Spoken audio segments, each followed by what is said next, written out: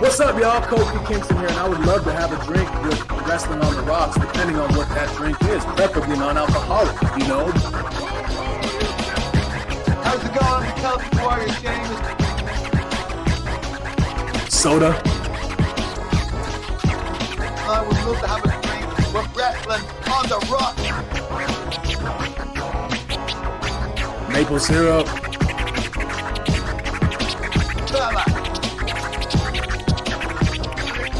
I would never have a drink with Wrestling on the Rocks. Welcome to the dive bar of the IWC. Welcome to Wrestling on the Rocks. I am at Ref Marsh. We are at WOTR, the show. With me today to break down Clash at the Castle's lead up. Right? The show hasn't happened yet. We got the other half of the legendary podcasting duo, the IIRonics. We got Kevlar on the Rocks. What's up, everyone? How you guys doing? How you doing, Marsh? I got you guys picked it up for me, and so I finally got a chance to look at it. The New Gen Arena, the Mattel Creations thing, where if you backed it, you got a scale-sized ring. To be honest, the unboxing that Sam Roberts did on Non-Sam Wrestling on YouTube is probably the best unboxing I've seen so far. He really breaks down the whole thing, puts it together right there. It's so big, dude, I can't set it up at home right now. Nice. I just don't have a place for it. It was funny, producer lady was all like, it's kind of like you just got a train set. I was like, oh, kind of. Kind of, but it's not. Yeah, it's way better. Way better. It originally comes with a diesel and a doink. And originally my first thought was like, well, I'm going to sell those right away. Like, whatever. Okay. Like, they're cool. They look good. But also, like, those two weren't, like, my favorites. And what does it matter? But having them in hand, it's like, whew, I don't know. They look real good.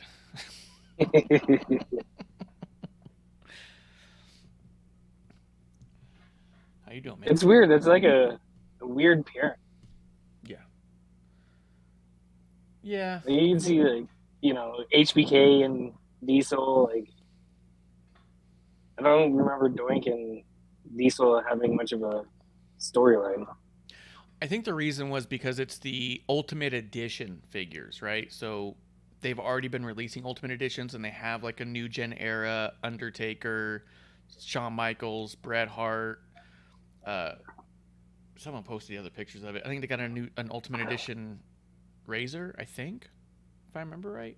But they have a bunch of the older guys there already, Stone Cold and such, which is obviously not quite new gen, but right at the end of new gen, Stone Cold was coming to prominence. So they have so many of them already that I think it was just all like, hey, we haven't made a new a new gen version of Diesel or Ultimate Edition Doink or of either one of them. So here's kind of like a way to do it, especially because there's probably so many Kevin Nashes, and probably, I mean, there's Doink fans, but if you just release those on their own, I don't know if they would do as well as if you release them the way they did, you know? Yeah, but still, you need some storyline games. Yeah, but I got Brett. Brett had story with both. Yeah. They need Ultimate Edition Jerry Lawler. I mean, that'd be amazing. You know how cool it would be if they did one where he's got like the commentator's like jacket on, it comes off and he's wearing the gear underneath it. Like if they had it so you could do both, the commentating headset plus also the cape from when he was walking out. I mean, that would be an Ultimate Edition. It'd be sick. He has a crown, has the earpiece thing, microphone. Yeah. And they do have do it myself. It's coming in later. It hasn't shown up yet, but they did a commentating version of Macho Man, where he's got. I think I saw pictures of that. Yeah, I'm pretty stoked for that, and it comes with the whole commentating set. So. Oh yeah. Dude, what's going on? What's in your glass? What are you drinking? I am drinking just some good old Miller Lite today. Refreshing. What's in your glass? I'm having, because I've been doing keto and stuff. Cupcake makes a light-hearted Sauvignon Blanc. It's 80 calories per glass, less than 1 gram of sugar. It's like 8%, so it's a little weaker than a typical glass of wine, but being low sugar and was it 4 grams carbs, like, I'm loving it, dude. And for whatever reason, probably because it didn't sell well, when we found it was at Walmart. It's on clearance for $2 a bottle, so I picked up all the bottles they had. Hell yeah! Went shopping. Yeah, it was good stuff, man. But yeah, dude. Nice. We're getting ready for Cardiff. It's coming up. It's this weekend, Saturday. Clash at the Castle. And the next day, Sunday morning, they have Worlds Collide NXT TakeOver, which last night NXT was fucking banging. A ton of appearances from people, so we're going to talk about that tomorrow night. But they're having a lot of crossovers from main roster people like Ricochet and Doudrop and Nikki, and I'm wondering if they're trying to get more people. I mean, obviously they always want to get more people to watch, right? But I'm wondering if they know that because Saturday they have Cardiff, they'll be able to put over Worlds Collide the following day. Oh, Gunther and Sheamus, they just had matches against Ricochet. Catch them tomorrow night against Carmelo. I think they're really trying to take eyes off AEW right now. Triple H is going for the kill shot. Yeah, he's like, Ospreay. Well, we're gonna really highlight Ricochet right now. Yeah, and we talked about it before that.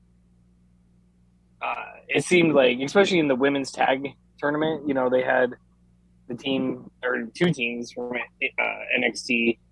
And we thought, hey, this might be Triple H trying to get more eyes on NXT and stuff. So, yeah, I mean, it makes sense. Yeah, I'm into it, man. But, yeah, I'm excited for it. Where is it going to be held? Is it also in the castle? The TakeOver? That's a good call because, I mean, it is called TakeOver, and they usually only called it that when they were going to the same place as the pay-per-view, right? Yeah, I think. Let me see, Worlds Collide, because it's got to be in Orlando.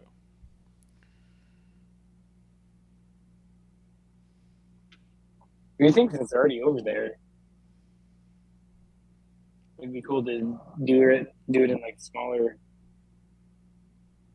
venue in England. According to what I'm looking at, it's going to be Orlando at the Performance Center. But dude, it's going to be dope. It's going to be dope. Ricochet, Carmelo Hayes is already, like, what more do you need to know? Braun Breaker versus Tyler Bate. Mm-hmm. I'm stoked for it. But we're here for Cardiff. We're here for all of that stuff. Let me see. Let me pull up my SmackDown results. Oh yeah, I took notes today or this week. You took notes? Yeah. Good. Good. It ended amazingly. The Bloodline standing tall. I loved it. A lot better than Raw ended, that's for sure. Man, Raw had such a messy end. Such a bummer. You know, we'll get there, but I like the amount of people who are being like, oh, the Triple H honeymoon is over. He's done fucked up. And I was all like, okay, I don't know that that's a bit dramatic to say like, well, it's all downhill from. Even Tony Khan tweeted, this is exactly the mistake I've been waiting for. Like with the Klingons, like trying to make a joke about like, oh, they fucked up. Now I'm gonna, and it's like, no. People being unhappy with the finish is not. And I saw that's people. What you, go ahead. You know, since we're talking about that, you know, that's because the more I thought about it, that's you want the swerves, you want the surprises. Like, Yes. You know, you were at, you know, stopped by my house and it was on, and I was like, oh, so they're setting up for the 6-woman tag match at Cardiff to, you know, lead into Asuka and Alexa going for the tag titles because, you know, we thought for sure they were going to go on Io and Dakota. Yeah. And, you know, that's the swerves. That's the stuff in wrestling that us fans like, is when, you know, they catch us by surprise. Yes. But yeah, it's just, yeah, the execution and yeah, I'm just not, whatever, we'll continue. I know. That's really what it boiled down to me too, was that like it wasn't a decision so much as it was an execution that was a major problem for me. Yeah. I mean, obviously, there's no secret we've been wanting Dakota and Io to take the whole thing. I think everybody did. Baron Corbin even tweeted out, he's like, because they put, you know, Ann New, and he retweeted and goes, I love that this happened because of the neckbeards who freaked out online. And it was so funny. Nice. But, yeah, it was strictly an execution thing. Because beyond the idea, and maybe we should wait before we go too deep, but beyond the idea of Dakota not being the legal competitor, how they got to that part anyways was a mess, and everyone looked dumb, and I was like, oh. And you text me, you know, it makes you want the heels to get revenge. Yeah, that's exactly how I felt at the end of it. I was like, well, I hope that the heels get revenge on the all right, well, let's talk SmackDown. It opened up with Ricochet versus Corbin, and Ricochet won. Yeah. Those two dudes work so fucking well together, man. They work so well together. Oh, yeah. I mean, they're two of the best. Mm-hmm. Like, Ricochet is a real-life superhero, and Corbin is the goddamn best heel in the game. Yeah, he's amazing. I'm just going to go through here and see. I don't know if we want to go segment by segment. So let's talk. The other thing kind of they kept going back to was the Street Profits and Hit Row. They kept showing them in the back. I thought it was really weird that they alluded to the fact that they were all black. Like, you know what I mean? Because they were all like, oh, look at all of us. They're showing their hands and stuff. And I was all like, I don't know if they're trying to like poke holes in the, or just make fun of the fact that that's, we've talked about it in the past, how common that is for every race to seemingly get lumped into segments together. Yeah. Well, not only segments, but tag team. Tag team. Oh yeah. Why are they a team? Like, Well, because they're both from yeah. India. You're like, okay, well. Yeah. And I mean, just from a simple black and white aspect, like the only team that I can think of that were together was Owen and Coco. Well, in the APA, Bradshaw. And, Oh yeah, APA. I forgot about them. And there was others historically. There was like, but I mean, it's not as often as you think it should be. Yes, it's not so common that you don't have to think about it when you're trying to do it. You know what I mean? Yeah. But I thought it was kind of a theoretical slam dunk. Put them all on the stage together and let them all kind of like talk back and forth. And there's probably a lot of charisma there, but yeah, I just kept being drawn out of it by Montez trying so hard. It's like he tries to outperform the people around him when he's on the mic. Yes, but it's not even like I'm going to do better. It's I'm just going to be louder. Yeah. You know what I mean? And my frustration with him is that when he subdues himself a little bit, he's so good. Yeah. Oh, yeah. But when he's not yelling and he's just like serious and, you know, to the point, like I think it's great. And I don't even mean like how people were trying to say Big E is too silly and needs to be more serious in that regard. Like, I think that is true with Montez, but I also think that when he's being funny and silly, when he's less exaggerated in those moments too, he's also better then. You know what I mean? He takes it so high and so far that it's like watching a child and I'm completely out of it. It's a look at me, and I go, okay, well, what are we doing? You know what I mean? Like, I'm not interested. Yeah. I don't know. And then to me, it almost because there's all these times you watch him and goes, God, he's so good, and then like as soon as he gets a chance, he does whatever he can to make you just go, ugh, he's a cartoon. Yeah, yeah, and that's exactly what I was going to say. Is that it draws away from his in-ring ability. Mm-hmm. Like in ring, he's phenomenal. Mm-hmm. You know, if he just didn't yell, and not, you know, like you said, like just the cartoony kid type of thing that just draws you away, like he'd be fucking great. Yeah, he just gets so loud and so exaggerated that you're like, people aren't like that, man, and you're not like that. Like we've seen you not be that way and be so good. Yeah, it's just like, yeah. Look at me, look what I can do. And it's just frustrating because it takes away not only from everyone around him, it takes away from himself. And we know how good he is because we've seen glimpses of it. And it's every time he's not trying so hard. Mm-hmm. You know, and that's so frustrating in that regard. If you wouldn't try so hard, you'd be incredible. But you're so perhaps insecure that you try so hard that it ruins the magic you already have in you. You know what I mean? Like, your potential is so endless, and you just, I don't know, pulls me out. So I was kind of really disappointed in a lot of that. Mm-hmm. The only thing that I am hoping for, you know, seeing this, is that we actually get a traditional Survivor Series match out of it. Yeah, I was thinking that. Because that's what, you know, I was watching it, I'm like, oh, they're pitting two teams up against each other. And I was like, oh, fuck, there's 4 people. That's Survivor Series. You know, and draw it out. They go back and forth where, you know, for the next however long Survivor Series is away. And I think, you know, it could be a natural Survivor Series match. You actually have 3 teams because while Maximum Male Models was doing their thing, they got frustrated at Hit Row.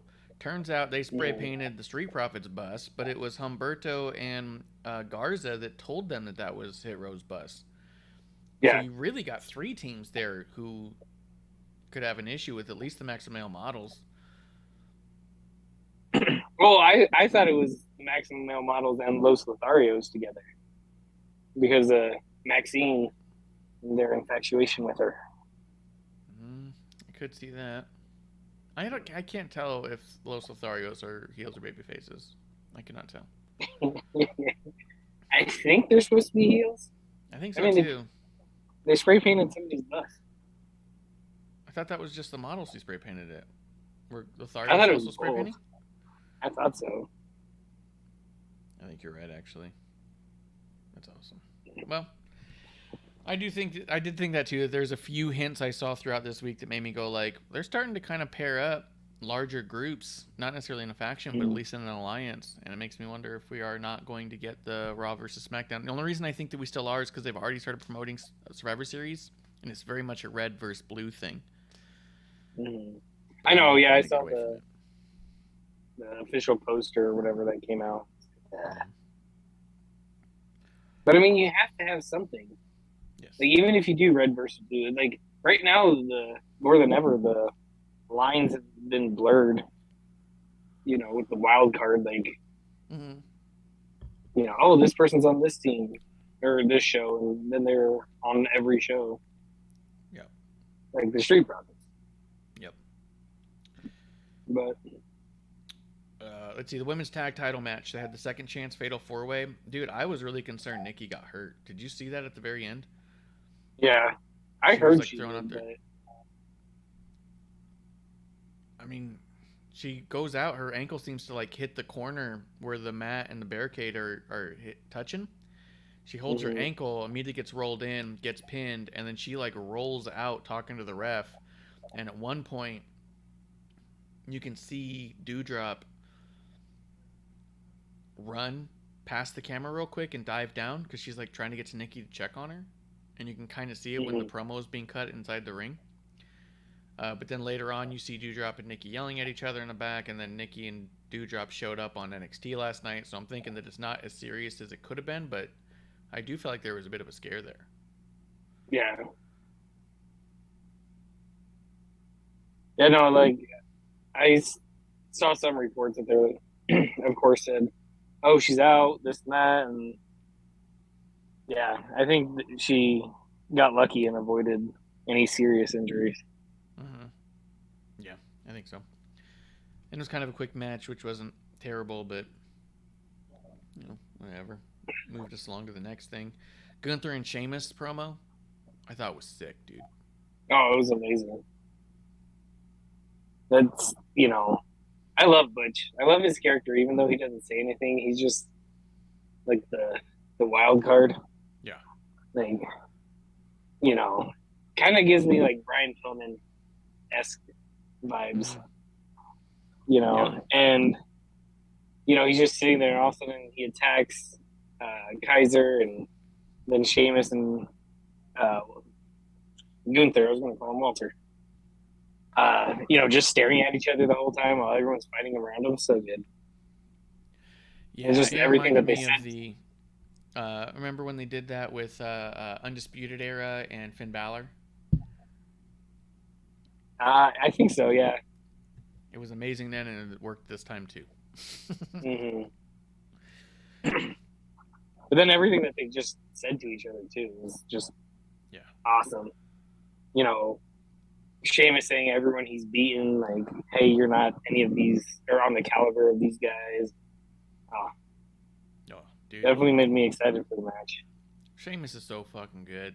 I really think he's one of the more underrated ones. People never give him the credit that I think that he's earned. You know? Yeah. I can agree with that. He's just so good, and every time they give him a chance, he just fucking delivers. And this one's gonna be crazy, dude. Gunther versus Sheamus. R.I.P. your chests. That's it. Forget it, man. And you cave in some lungs. Yep, it's gonna be great. They did do the semifinals. Raquel and Aaliyah defeating Sonya and Natalya. Dude, Aaliyah keeps disappearing from these matches for the whole thing, and then comes in at the end to get the pin. Yeah, it's bothering me. She didn't even get the pin on this one, actually. She just rolled in afterwards to celebrate. Yeah. Oh, yeah. Yeah, it's bothering me. It's, you know, it's frustrating.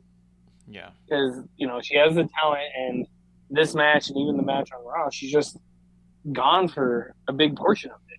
Yeah.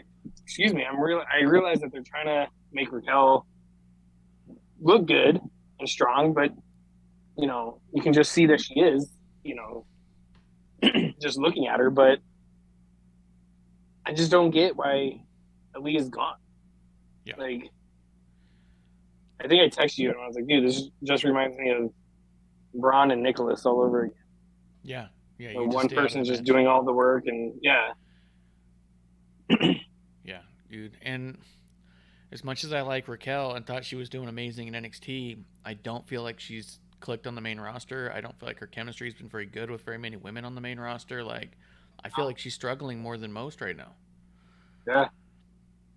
And it's, a lot of it's just her character. Like, we just don't know who she is, really. I think even her timing in ring, I think she's nervous or something. Like, or she's scared to hurt people because she doesn't have the, like, at least in NXT, she was around those people long enough to feel comfortable with them, where if she hurt them, she wasn't, like, scared of it. And she worked with Rhea a lot, so, like, good luck hurting Rhea. But I feel like that there's a disconnect with her in the locker room on the main roster. A comfortability that's not there, so you can see right through all of her stuff, and it sucks because we've seen her be so good. Yeah, and it's weird that fast forward a bit, to Raw, and it's weird that once again we have a champion that just doesn't have their footing correctly.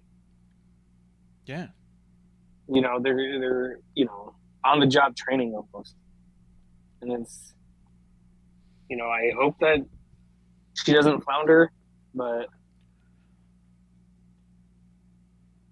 yeah, something needs to click with her quickly. Yeah, something's up, man. And we'll talk more about that in a bit. Let's see. The New Day's promo out here. Did you think Kevin Nash immediately too? I didn't, but now that you say that, I do. The second they cut into the in ring, producer he's not here right now, so she can't even corroborate my story. But I was all like, "Oh shit, he's got a blanket," and she's all like, "What do you mean he's got a blanket?" And I was like, "It's on his lap. He's got a blanket." I was like, "That's a fake leg or something." And she was all like, "What?" And then I saw his foot move a little bit. I was like, maybe not a fake leg, but something's going on. That blanket's something. He's Kevin Nashing it in there. And then, the Raiders come out. He whips out the blanket, whips out the kendo sticks, and then they just whack off the Viking Raiders. Real hard. Yeah. I'm stoked. I'm stoked because we're going to get the match, and it's cool, and it's been leading towards something. I'm only bummed at, how many names do we have to make up for, an anything goes match? Like, to call this one Viking Rules, at least make some rule that's strictly a Viking thing. Loser gets set on fire. No. But... you already did that with... I know. Yeah. No, I agree with you. The Donnybrook match, and now the Viking Rules match. At least the Donnybrook match had the fucking UK stage weapons or the props. Yeah. Yeah. Well, I mean I guess they'll probably set up a stage that's Viking related, so maybe by the time it happens, I'll be like, okay, this is cool, but I don't know. Yeah. Because I was almost thinking maybe a lumberjack match with weapons. That'd be neat. Lumberjacks throwing stuff. Yeah. Kuro's in the chat. But, Cheers, Kuro. He says loser gets their town pillaged. Yeah. Yeah. I mean, apart from me arguing semantics and saying we keep coming up with these names for no DQ and want it to be something other than that's just the set we have. Okay. But it was a cool segment. Yeah. Yeah, I liked it. I like that McAfee called Kofi, what did he say, Kendo Kingston or something like that. Nice. Yeah, I like it. McAfee's so good. I forget. There was a couple things he was saying on this one that was really cool. Mhm. Karrion Kross going to make his in-ring debut next week. He had another video package, which I thought was awesome. They announced Max and Male models are going to make their debut this week. This Friday's going to be cool, dude. Max and Male models in-ring, Kross in-ring, Ludwig versus Butch, and New Day versus Vikings, and the Viking Rules match is all this Friday, dude. Like, that's going to be a stacked show based off that alone. Well, and that's one of the things I was going to ask is, where is SmackDown? It's not in the UK, right? It's here in the States somewhere. It's got to be in the UK. Bunch of people are already saying But everyone that's on there, outside of Butch and Kaiser, which might be interesting because then that will be here in the States, but they can't interfere in the IC match. But everyone on the card's not on the Cardiff card. I mean, Ludwig's supposed to be ringside for Gunther. That's what I'm saying. It'd be cool if, He wasn't? they're not there, just so we just get Sheamus and Gunther. That's true. Yeah, I guess they're not necessarily on the card, but I gotta imagine. I mean, I guess you're right, though. If you really wanted to do, like, not fly everyone out there, you really could stack it up and do some backstage segments with the talent who have already flown out there to kind of, like, fill it out. Mm. So it's theoretically like... Oh, dude, they already taped it. Oh, did they? They taped a bunch of it. I forgot. Yeah, last week. The reason SmackDown was so weird last week with a ton of video packages is because while that stuff was happening, they were doing shit in ring for this week. Because I saw a few screen grabs, or not screen grabs, but fan cam pictures of Butch in his ring gear because everyone was talking about it. He's wrestling in a bruiserweight type gear again. Oh, nice. Yeah. So yeah, they already taped it. So the answer is it's already happened. So they can do whatever they want. Yeah. Just stay away from spoilers. I don't know who won. I just know he was wearing those clothes. Dude, Drew McIntyre against Sami Zayn. Chosen one. Sami Zayn. First off, goddamn good. That fucking picture that they kept showing of Sami, the main event tonight. The fucking scariest goddamn picture of Sami I've ever seen. He's all fucking goofy looking. Crazy hair. His big eyes are eyes. fucking ridiculous. Mm-hmm. Every time I saw it, I was just staring at it. I loved it. I kept laughing at it. I was like, so good. Just make him look like a lunatic. Yeah. And then another thing I want to bring up before getting to that match was, I love the promo he did with Roman in the back. Yeah. And, oh, yeah. And then he starts dancing, and Jay can barely, keep himself from laughing. Loved it. Oh my We're god. gonna dance dude. all over him. Yeah. I'm in his head, just like dancing. I'm just like this in his head. He goes, that's what your move goes, yeah, that's what my moves are. Like, just psychologically, I'm in his head doing this. And Jay's like, yeah, dying. Yeah. Dude, Sami and Roman together are such a golden pairing. And you'd never think it. No, if you would have said this, 6 months ago, hey, Sami's going to be with the Bloodline and Roman, you're going to be like, that's fucking weird. Yeah, how are they going to get to that without making it look like a stupid joke? Well, it turns out they make it look like a serious joke, and it's even better and funnier. Yep. Yeah, the way they feed off of each other is perfect. Yeah. Those two dudes are incredible. So, yeah, that whole thing was awesome. The Jay and Jimmy dynamic with Sami is awesome. Mm-hmm. Even the way that Sami goes over and does the secret handshake with Jimmy and then looks over at Jay and he goes, yeah, I'll see you out there. Like,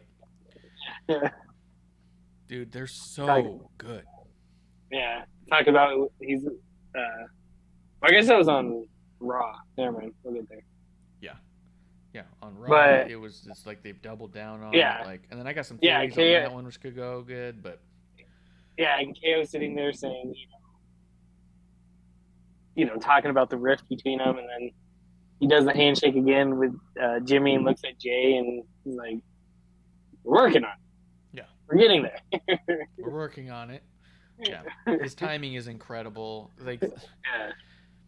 there's just no holes in their game, man.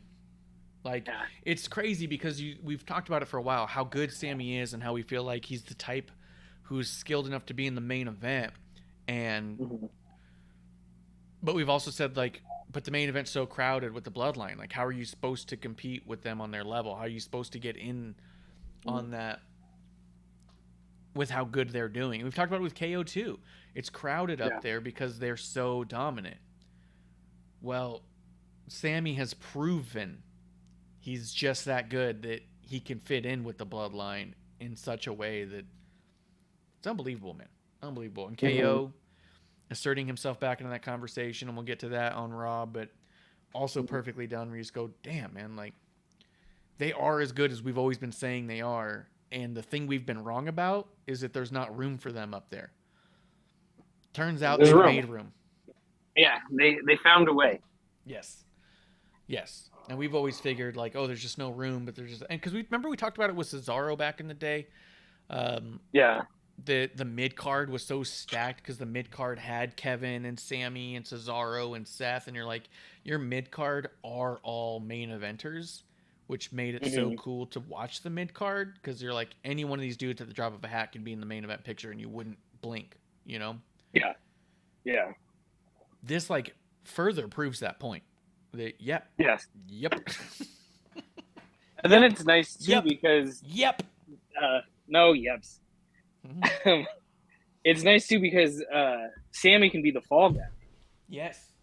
They don't need a win or to win every match now. They have the fall guy where Sami is taking the losses or causing the losses, and it makes sense. It's incredible because people like sports beer. We're always complaining about the dominance of the Bloodline and the Usos and Roman, and I was tired of seeing them win and they cheat to win and all this stuff. Like, I'm not saying that's not still happening or that he's not still frustrated, but like you said, here's a way to keep that storyline going without having to have them win everything all the time. Here they are looking dominant in a match that Sami lost. Yeah. Well, I mean, I guess if Sami won, it would have been by disqualification, but I think he lost. I think he officially lost. Yeah, because he took the Claymore He and took the Claymore, yeah. yeah. So Sami loses on behalf of the Bloodline, and then you keep going. Like, Yeah, and Drew brought his sword back. Drew came back out with his sword. I was pissed, Mm-hmm. but dude, He has to bring it out for the castle. he's gonna need it at the castle for sure. But ultimately, Sami Zayn stood up tall with the Bloodline. They beat the snot out of Drew McIntyre. Drew McInfart, really, is what I should be calling him. Roman puts the chair right on top of him, squats down, farts on him, holds up the titles, and he says, I'm begging someone to take this from me. I want someone to come up to the top of the mountain. Yeah. Loved it. The only thing I didn't like is, I saw the pictures online, is that the camera really didn't show Sami that much. You can see Sami at the very tail end of it trying to get into the shot. Yeah. And I thought that was awesome. Because it's just one more thing of him being like, look, we're here. And then there was a few WWE posted a picture that was a higher up angle, and so you can see all of them perfectly clear. And Roman even retweeted it saying the Bloodline standing tall and tagged everyone, including Sami, in it. And I was like, that's so fucking cool. Because I love this thing where Roman loves Sami, Jimmy loves Sami, and Jay hates Sami. So fucking good, dude. Yeah. Well, and it just adds Dude. layer to the story, and it's fucking awesome. When they're at the door and Sammy's out there, and Jay's all like, "Don't bother him," and you hear Roman off camera going like, "Hey, who's out there?" And he's like, Sammy's like, "It's me, Big Oos," and he goes, Yeah. "What are you doing out there?" Come on in. Like, all confused. Like, what are you doing? So Jay good. gets mad, and Jimmy's just like, all right, go in. He's like, go. Dude, so fucking funny. Well, what are you doing out there? Need to be in here with us. Yeah. Fab-teen in the chat says KO versus Reigns in custody battle for Sami. Well, we'll get there. That's happening. That's probably what Survivor Series is going to be. Since they can't do champion versus champion, let's do custody battle and put Sami Zayn on a pole. No, They'll hang I him don't from, want to see Sami on a pole. yeah. Coming up on the main stage. Yeah. I mean, he's a good dancer. We know that. Yeah.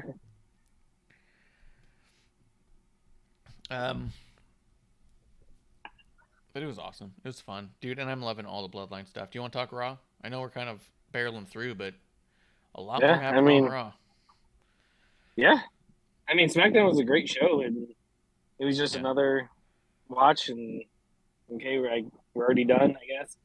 Dude, and, I love that with Karrion Kross. They said he's going to makes his debut. Yeah. So many people got pissed off about that.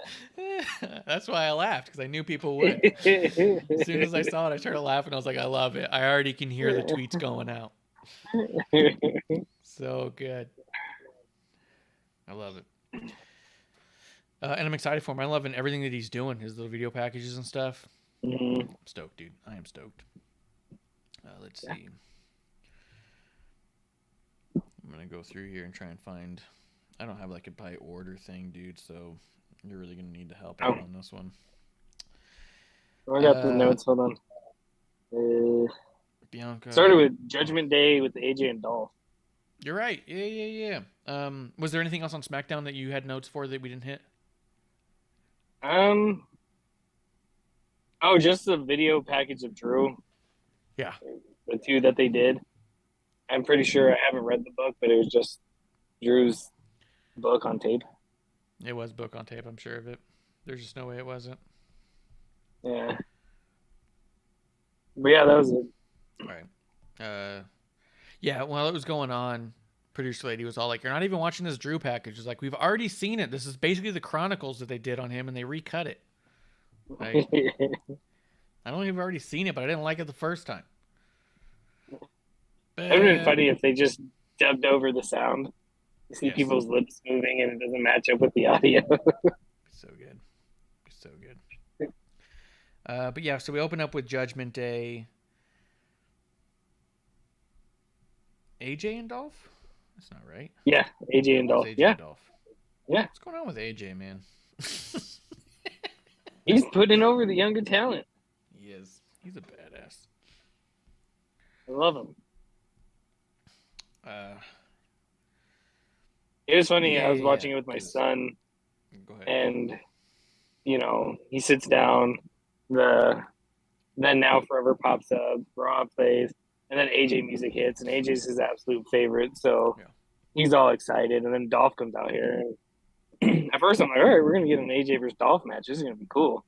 Yeah. And then my son just looks and he's like, "That's gonna be his partner tonight." I was like, "Well, Dolph's really good. You just never see it." You guys, the guy that wiggles his butt, but at the same time, your kids also love the New Day.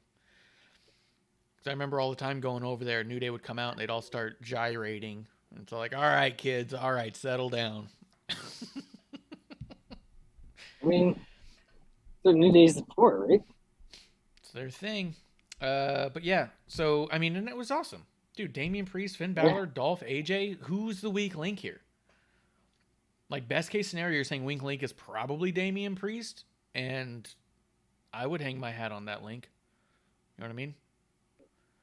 Like, these guys are amazing. Yeah.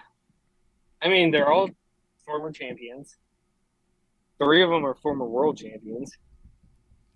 And, yeah, I mean, Damian, is still a young up-and-comer. I know he's on the main stage, but Like, he's phenomenal. He's got, a bright future. What I'm trying to spit out. Yeah. Oh yeah.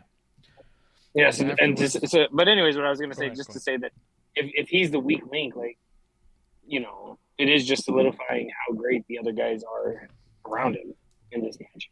Yeah. And for him to be in that match, you're also like, he seems like the type who's going to take a lot home with him after this one. I mean, he's going to be paying a lot of attention to this stuff. Yeah. Very similar to, all the stuff Dom's doing with all the guys he's doing it with. Yeah.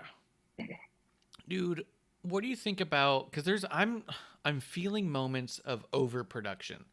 Like, I know as much as people want to say that, like, Vince and Beyond the Mat was, we make movies, pal, Mm-hmm. And a lot of people saying Triple H is a pro wrestling guy, not a sports entertainer guy, which I don't buy into because I think that he got to where he is because he's into both. Mm-hmm. There's a lot of, like, nonsensical production, right? So Judgment Day has this match, it cuts to the back, and here comes a random car, zooms in, and it's Edge, and it's played in the arena. Like, that's overproduction in the idea that why would a cameraman be there waiting for every car to come in? Why would they cut to a car pulling up if they didn't know who was in it? Why are they showing it if they know? You know what I mean? Like, there's a lot of suspension of disbelief in the moments that are not the fights. You know what I mean? Like, Yeah. so I was kind of like, that's convenient, I guess. But then Judgment Day cuts the promo, Edge cuts the promo, and then Dom looks like a moron. Just hands his stick over to Rhea. Yeah. Yeah, that got me. Yeah. It made him look so bad. But then the wheels start turning. Is he gonna maybe not turn on his dad, but maybe turn on Edge in the match? Is he gonna join Judgment Day? I think that's where they were trying to go with it, but it just made Dom look absolutely stupid. Yeah. I thought it was awful. Like, I know producer lady was like, look, he doesn't have to, like, hit her, but he could, like, trip her or something. And I was like, at this point, she's attacked them all so much that I don't think I would be mad if he did just crack her once in the ribs with a kendo stick and back up again. You know what I mean? Like, if he just wailed on her while she's crying, that's bad. If she's coming at him and he takes a swing at her and she ducks or rolls out, or he hits her once in the ribs and backs up again and says, just leave, I think you can get away with that. I was watching, someone posted a clip of Triple H. Or even just pushing her. Yeah, pushing her back. Like, push her down. Yeah. Yeah, quit beating the shit out of me. Look like, yeah, he looks like a ASPCA commercial, just a dog getting beaten all the time, and he's just sitting there. Yeah, it was. I'm not saying he needed a full-on match. It's just one of those things where it's all like, I was watching a clip online where someone was like, this was the finish in Triple H versus Stone Cold at a live event. They knock over the ref, Chyna gets involved, Stone Cold stuns Chyna, then he stuns Triple H, gets the win, right? Crowd went huge for the Chyna stunner. Not because they liked seeing a dude hit a woman, but they liked seeing a badass not get taken advantage of against anybody. They didn't care. You know what I mean? And Chyna was huge. And Ray's huge. Yeah. Go ahead. Yeah. And just a simple fact, just like Rhea, Chyna kept getting involved. Mm-hmm. Chyna was always involved in Triple H's matches, so to see, like, the payback, if you will, like, cool, like, you had it coming, a long time coming type of thing. But, yeah, he needs to, like I said, I think maybe he does join Judgment Day. And speaking of that, I was thinking Ricochet's gear on SmackDown was very Judgment Day-ish with the purple and black. Who? Ricochet. I guess he was wearing purple and black. I mean, I liked it. Like, that's like I like purple. I'm just trying to think how he would fit in there. Like, I mean, I think he's fantastic, and I think he's underrated. I think people give him a hard time about his mic skills, and I think he's been coming off better and better on the mic for years. Yeah. I guess I could see that. That could be pretty good. I mean, I just, they keep saying, the underutilized guys, and I think that's like Ricochet to a T. Yes. So, I mean, yeah, I would have no problem with him joining Judgment Day. Could it just be color scheme? Yes, but I'm probably looking into it. He has the gear to match, Yeah. so I'm in. Fashionista Kev says, hey, if his clothes match, why not be in the faction? Yeah, exactly. Can you imagine? This There's faction they needs to cut a be promo more than like 3 that. people. Yeah. They just cut a promo where they're all like, hey, Ricochet, you're already wearing the same colors, dude. Like, you want to join us? You don't have to get new clothes. You already have the right clothes. And he's like, wait a second. Wait a second. I would love to. But, because they also teased Ricochet with, what was that group that came and left with Ali? Oh, Retribution. Reckoning. Oh, yeah. Retribution. Reckoning is a part of it. But, yeah, they teased Ricochet with that several times. Yeah. And I kept wanting him to join because I'm like, yes, you're underutilized. Go. Yes. So, I mean, yeah. It is what it is.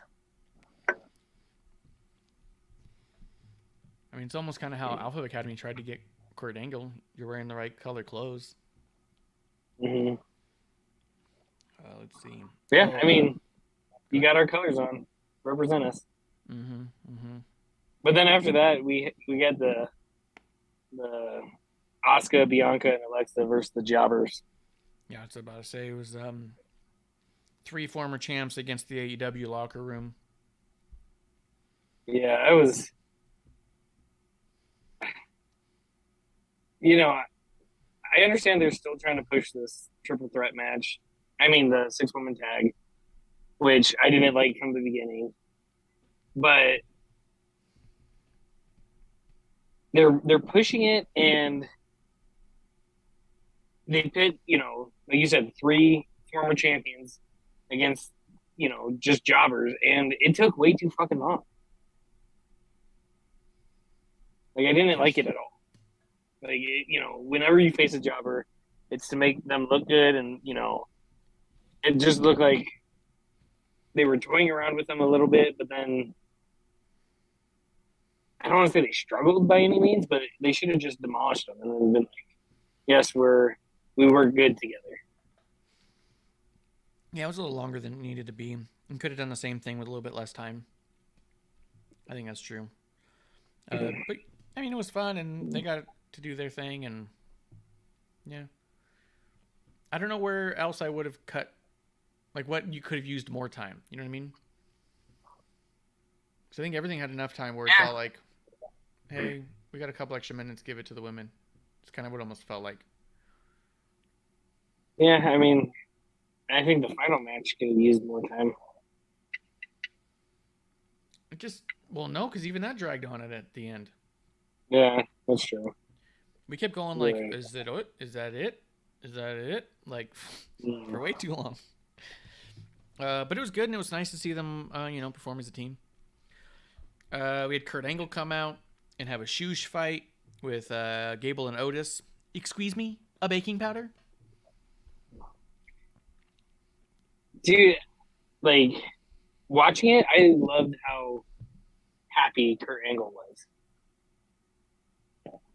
Like, he just being there, and, he brought out his actual medal, Olympic medal, and it just looked like he was having the time of his life out there.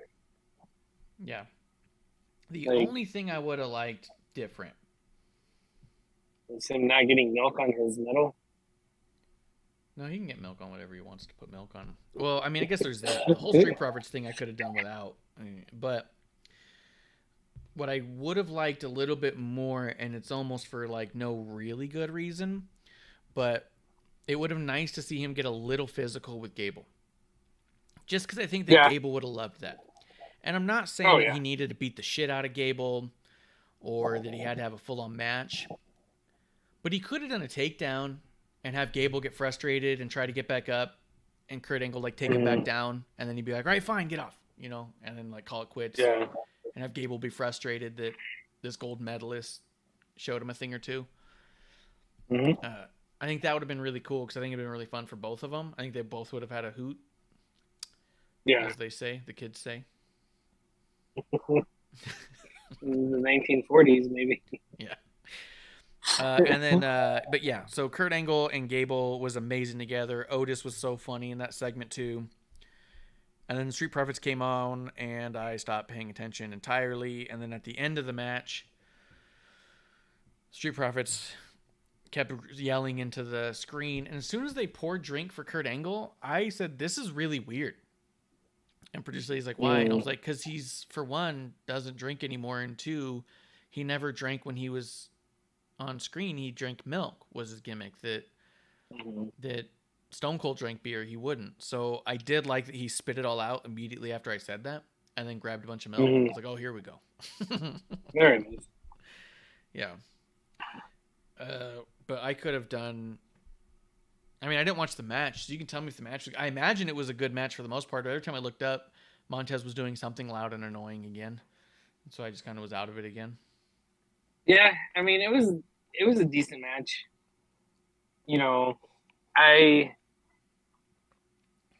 I wasn't fully invested in it. Mm-hmm. I was just like, all right, cool. Just like I said, I was mainly just watching it for Kurt. Yeah. But yeah, I mean, it was a good match, and they performed like they know how to, and yeah, I mean, it was what it was. That's it.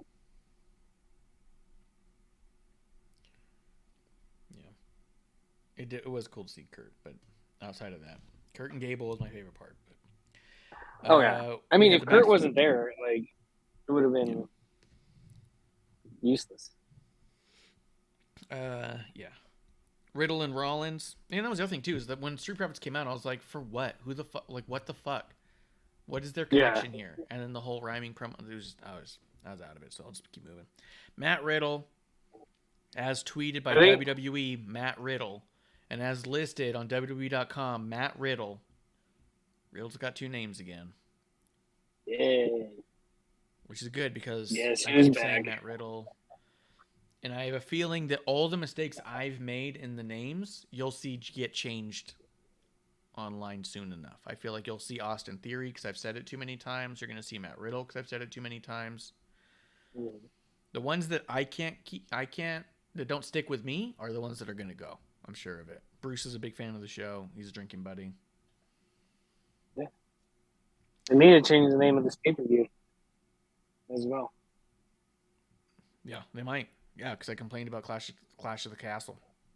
Yeah. But is it at the castle or in the castle? In and around the castle. It should just be Clash in Cardiff. Like, that would have been fucking great. It would have been easy. Yeah. Or the Cardiff Clash. Yeah. Sounds like a band. That's true. Cover band of the Clash. Yeah. From Cardiff. Anyway. Don't get the clap in Cardiff. Yeah, exactly. You had Riddle and Cardiff clap back. Sorry. Oh wait, before that, there was that Miz thing in the back. So they started doing all the Miz stuff. Let's just talk about the Miz stuff before we get into Rollins and Riddle. Miz is being stalked by Dexter Lumis, and Miz doesn't want to talk about it. He didn't want to press charges. Adam Pearce called him a little bitch about it. As they're walking to the ring, Dexter's like there, and then he's not. The Dexter stuff is another thing that's overproduced to me. Like, without even talking about the match, after the match, when Miz is in the car and the car drives away, and then suddenly the back seat lights up and there's Dexter, I laughed and I was like, because Dexter's checking his phone or something? Like, why is he suddenly lit from below? Like, it's overdone without It's the explanation. Mrs. It's the Mrs. car. It's flashy. Why would he turn on the light in the back seat and not look in the back seat? Like, why would, you know what I mean? It was like a flashlight was on him. He turned on a flashlight in his lap. And you go, for the camera. And you just kind of go, okay. It was the first time that they hinted that Dexter was a, what do they call it? Disgruntled ex-employee. That he was coming after Miz to get revenge. Which I thought was cool, but then I thought about it for 2 seconds and it stopped making sense. Yeah. It's not like Miz is the one that fired him.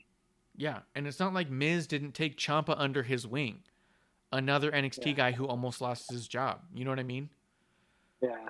It's kayfabe, at least. Like, I mean, if we're looking at all the cuts and everything, and Ciampa losing in NXT, and then he gets called up, and Miz takes him under his wing, why would Dexter have an issue with Miz? Yeah. Made no sense.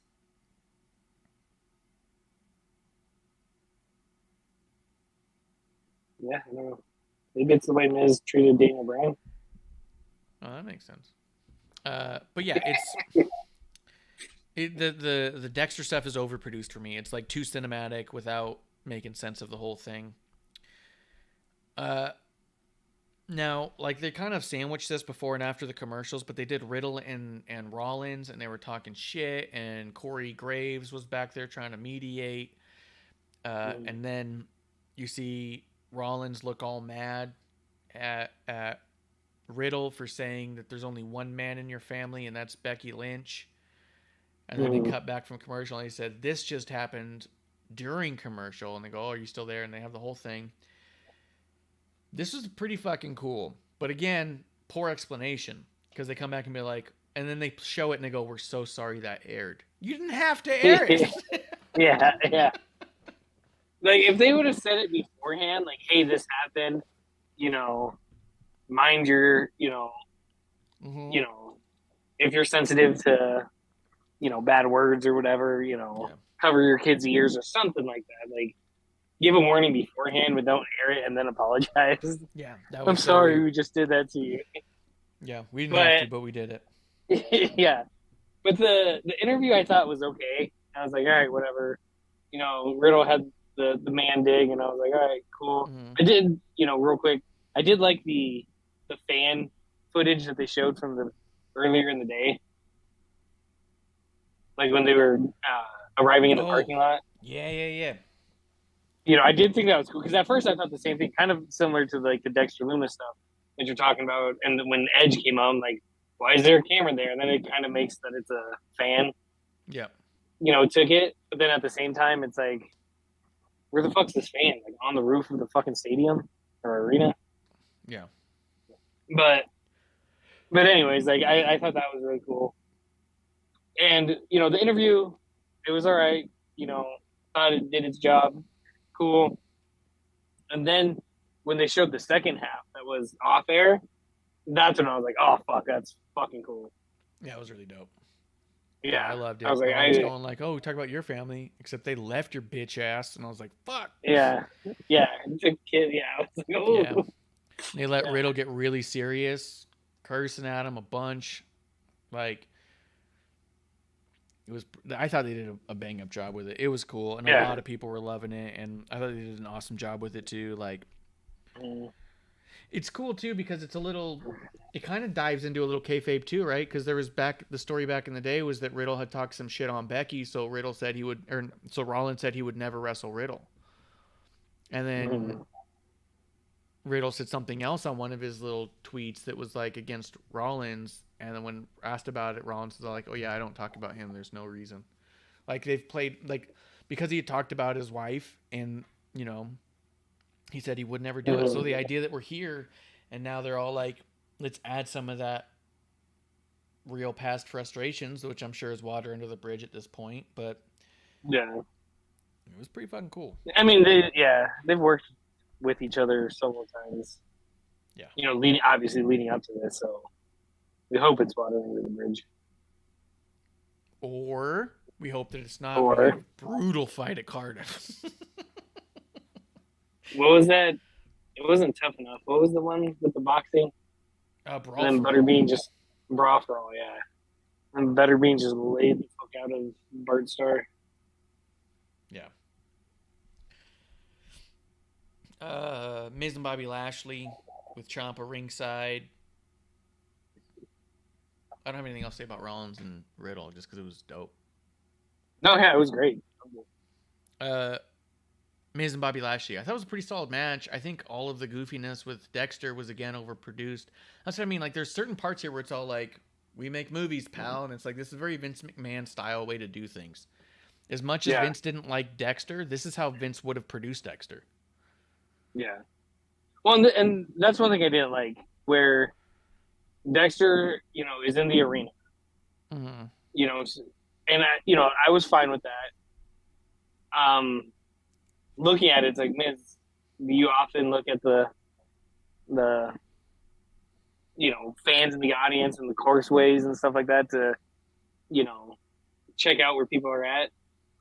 But We'll have the spotlight on him. yeah, I mean, they had the spotlight on him, and I was like, all right, that's fine.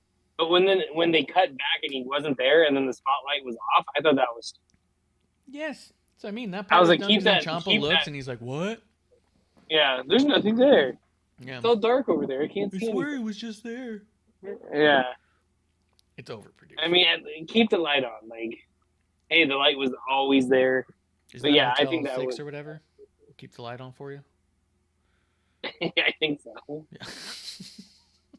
Well, yeah, I think it is. But, yeah, like, make it look like it was natural, like he was there and then he was gone. But they didn't. They turned off the light for whatever reason. Maybe Dexter Loomis is like the king of light. And he could transform light. Like, I'm torn on it because I do think Dexter's stalking Miz is a potentially compelling storyline that's going to have some decent matches inside of this, especially if we have Dexter and Ciampa, if we have Dexter and Miz, that this could be good. I do think it's interesting because he doesn't talk. We haven't gotten much of them. I thought they've done a lot with it that is very interesting and compelling. At the same point, you've gotten to the point now where it's heavily overproduced and it's getting real close to the stuff in NXT I didn't like. Yeah. Where he's like now a figment of your imagination and it's all caught on camera and put on TV for everyone. So then next week when Miz looks like he's insane, he could also say, I watched Raw too, guys. I know you saw him because I saw him on the TV. Like, the cameras caught it. You know what I mean? But then they won't do that. They're going to make Miz look like an idiot and go, I swear he was there. And Ciampa looked like a bigger idiot by being like, I didn't see anything. Do you not watch the show? Because we all saw it. It was televised. You know what I mean? And that's my frustration is we get in this world where it's like, I want to believe that they believe, and then there's a certain aspect where we're seeing stuff they're not. And then a week or two later, they still never saw it, even though it's on the social media. It's done up by clips. It's on YouTube, Twitter, Instagram. It's live on USA. It's on replays on Hulu, USA, and Peacock. And now we have a person who's like, what do you mean? And it just, to me, makes them look dumb. Like, at least have them say, look, we all saw it, you know? Yeah. Maybe I'm being too picky. I mean, it's similar to remember when Hogan saw Warrior in the mirror? Oh, yeah. That was WCW, dude. That was awful. Yeah, that was WCW. Yeah. And that's, like, I've kind of been taking it as face value. But what you're saying is, like, you know, I'm thinking about it more and more. And, yeah, it is kind of like, you know. It's frustrating. Yeah. It's not believable. Yeah. And the way the Miz, and I also didn't like the way the Miz, you know, was refusing to say what Dexter Loomis did to him. Like, did he rape you? Like, what the hell? Yeah, it gets really And weird. just say, yeah. Just, I don't know. I got the chance and I escaped. You know, he parked the car or whatever. Like, but for him just to sit there and be like, I don't want to talk about it. You know, like he's got PTSD about it or something. Like, yeah. Yeah, 100%, man. And the other thing is that even like I don't think even fans of Miz can argue this. Miz will overact to get the point across. You know what I mean? He'll exaggerate stuff just with his facial expressions and with his movements because he's playing to the back of the arena, right? Like, for better or for worse, he'll go above and beyond to make sure that everyone gets the point. But when you have something that's like this, that's already kind of exaggerated, and then Miz has to over-exaggerate the exaggerated. I mean, they put him in the zombie match for a reason. You know what I mean? Because he'll do it. Mm-hmm. But we're starting to get in that realm with Dexter where you're getting a little overproduced. You're getting hard for me to buy in and even have fun with it. And it's coming across kind of dumb. But, like, I think all the people are doing what they're meant to be doing and they're doing it well. I think the production of it is poor. You know what I mean? They're not giving me room to buy in. Yeah, this is the beginning of the downfall of Triple H. This is it. This is the end of Triple H. This is where Tony Khan takes over. WWE for sale. Tony Khan's buying it. That's what's happening. For sure, dude. This is it. That's it. It's over. Well, actually, I think the true end is coming up here in a little bit. But before we get there, the revitalization of Triple H will brought him to the dance. Kevin Owens, Sami Zayn, the Usos. This segment was sick, dude. This was perfection. Someone even said it, like, sometimes it's just as simple as putting Kevin Owens and Sami Zayn on TV with two mics. And they were showing the clip, and I was all like, yeah, give those two dudes mics and don't give them a time limit. They probably won't take up more time than they should. They seem super respectable and business-minded, but they're also going to do it right. And you're not going to feel like a second was wasted. Yeah. This facial expression Sami was making at KO, and KO's all like, you're the best. You're one of the best to ever do this of all time. The crowd cheering at that. So cool. Yeah, oh yeah. Sami, I'm sure, like he felt that. Oh yeah. I hope similar to the crowd in Montreal. Like when, you know, KO said that and the crowd, you know, acknowledged it. Yes. Like Sami had to feel good about himself. I hope he did, man. I really hope he did because he deserves that kind of recognition, and I hope that he went back later and let it sink in a little bit. Like, and that maybe not have been 100% of the crowd, but that was a good portion of the crowd. Oh, They had a lot of noise to make. So even, let's say it was 25% of the crowd. They did it with all their heart. There was a lot of noise there, you know? There's something there. But KO is also the master at not talking over someone with the mic, but putting his 2 cents in. Yeah. And without getting ahead of ourselves, Kevin Owens is what Johnny Gargano thinks he is. As Austin Theory was talking, Gargano was like trying to say stuff to make it seem like a natural back and forth, and it seemed actually forced and talking over him, and it wasn't timed out right, and it was just a bunch of mumbling and stuff. KO was giving these little one lines, and we'll go back to the Gargano, obviously, but what KO does here, Sami was saying stuff like, Jay goes, "Is this your boy?" And then you just hear KO go, "Yeah, Sami, am I your boy?" And then Sami saying stuff, and then KO just goes, "Yeah? No, tell me." Like, he's taking these fractions of a second to say it in between the other lines to be a pest. And it's amazing. Yeah. Like, every now and again, you see the cameras on Sami and the Usos, and Sami and the Usos are talking, and you just hear Kevin Owens over the mic. "Yeah? Oh, really? Oh, okay." Like, just these little fucking moments of reaction. These little quips that just come at the right moment. Yeah. And just like you said, just drive home that he's just being a pest. He's a goddamn pest. He's a menace. It reminds me of, like, anyone that's had siblings, like, I'm not touching you. I'm not touching you. Is like, oh, that would get on my nerves so much. If somebody's talking and then KO's over there. Oh, yeah? Yeah? Yeah. Like when your siblings are getting yelled at by your parents and you're over there in the back, like, ground him, take his car away. Yeah. If you think that's bad, Yeah. what does that mean? Nothing. Did you do something else? I'm not saying you didn't do something else. Why are you chiming in?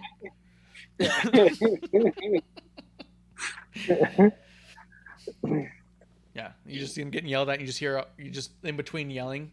I didn't even know half of it. What do you mean it's not the half of it? I didn't say anything. I heard you say something. Yeah, dude, they're just both so perfectly timed. Their facial expressions, even when Jay was all like, "Is this your boy?" and the camera cuts back to KO, and he's just smiling. Yeah, Sami, am I your boy? Like, fuck, good, dude. And then KO saying he's disappointed in Sami. He's got stupid hair. Yeah. Oh yeah, the whole hair thing was fucking crazy. Like, yeah. I think Who are you? Any stupider. Yeah. And then Sami starts to kind of like brush his hair back a little bit. Like, what do you mean? Like, fuck. All self-conscious and shit. Like, yeah, it's the little things like that that just make them top tier. Yeah. Watch their eyes. The amount of promo that Sami does with his eyes and small hand movements, I think, is a masterclass in and of itself.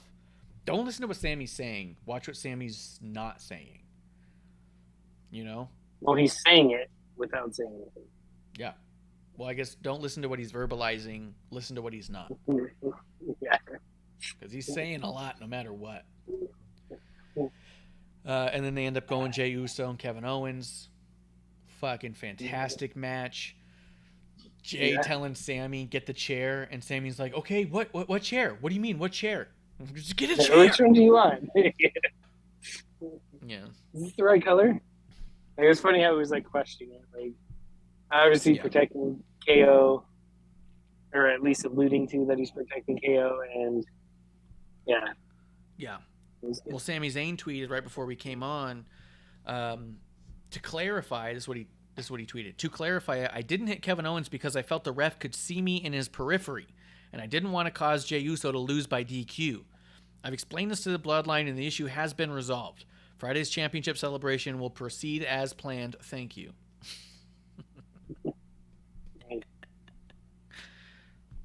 Unbelievable. This guy's so good, man. So, dude, and the match was awesome.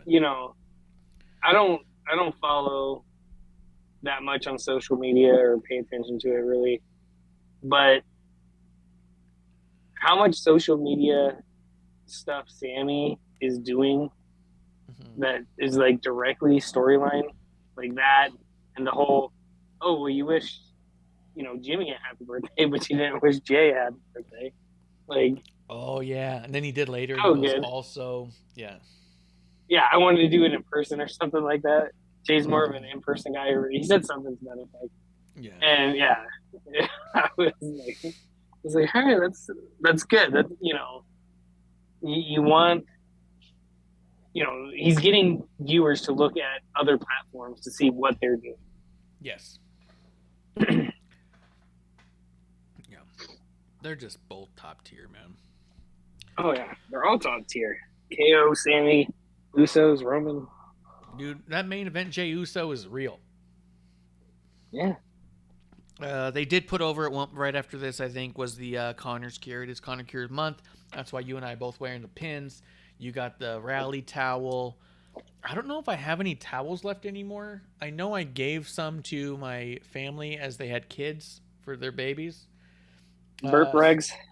Burp rags, but I also have the Connor's Cure bandana behind me. I'm not wearing the bracelet, but we have a couple of those. I get excited for the Connor Cure month just because I think that they do a really good job. I really like them showing the kids getting those moments. Stephanie McMahon even tweeted one of the kids early on who first started. He's still doing really well. He kicked cancer's ass, and they posted a picture, kind of a then and now thing, and the kid's tall now. He was like, the first picture he was like up to her waist, and now he's like taller than her, and she just looks happy as can be. Like, I just like that was stuff. the kid I'm a sucker for it. The curly hair, right? Yes. because he was in the crowd Yeah. as well. Yeah. Yeah, it was cool to see him. I feel bad that I don't know his name, but it was cool to see that he's doing well. Like Yeah. this charitable stuff that they're doing is actually making an impact. Yeah, it's not for nothing. Yeah, and the new Conacher shirts look pretty cool too. I might have to grab them. Oh yeah, there they are. Team up. Yeah, I like them. I think they do a really good job with the designs. I don't know how much of the auction stuff they're gonna do this time around because they've done in the past where they've all worn like gold something, signed it and put it up. I always like that stuff. I'm a sucker for it, but. Yep. But that brings us to the main event, dude. You want to talk about the main event? Women's Tag Team Championships, Raquel and Aaliyah versus Io and Dakota.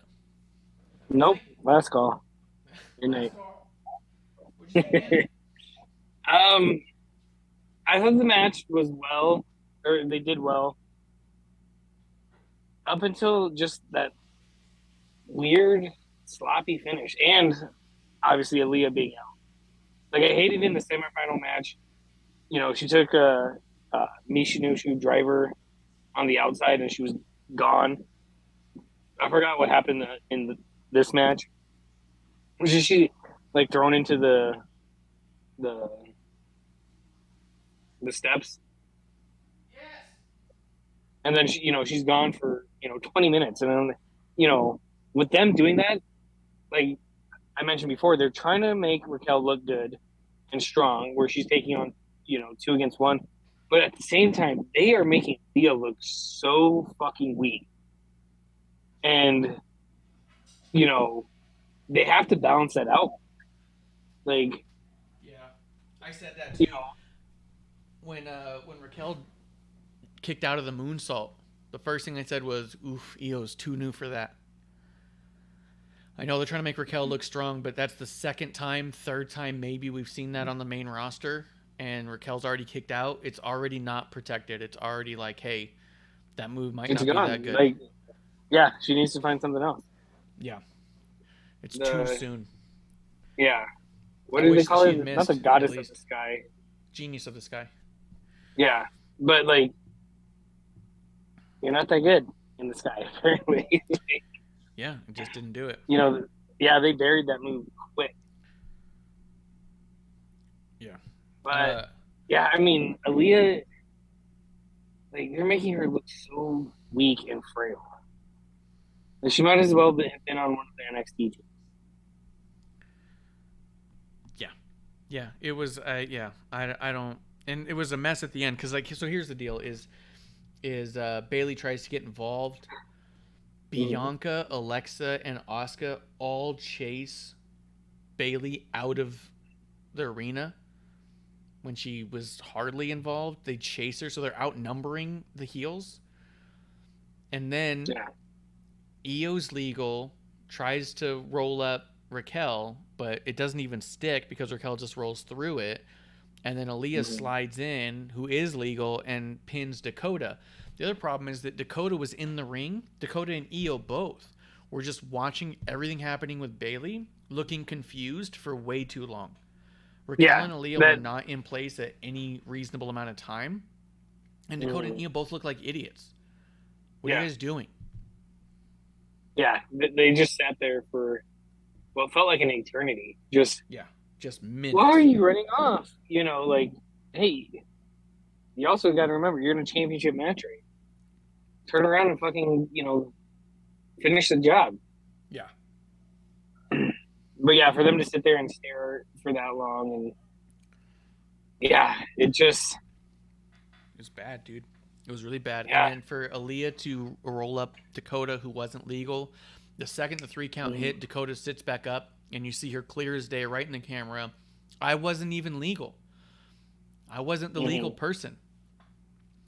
And then you see her say it again to Io at one point. Corey started to say it and was cut off, which led me to believe that. So at first I was like, oh, well, if Dakota's declaring it so loudly, they're probably going to revisit this.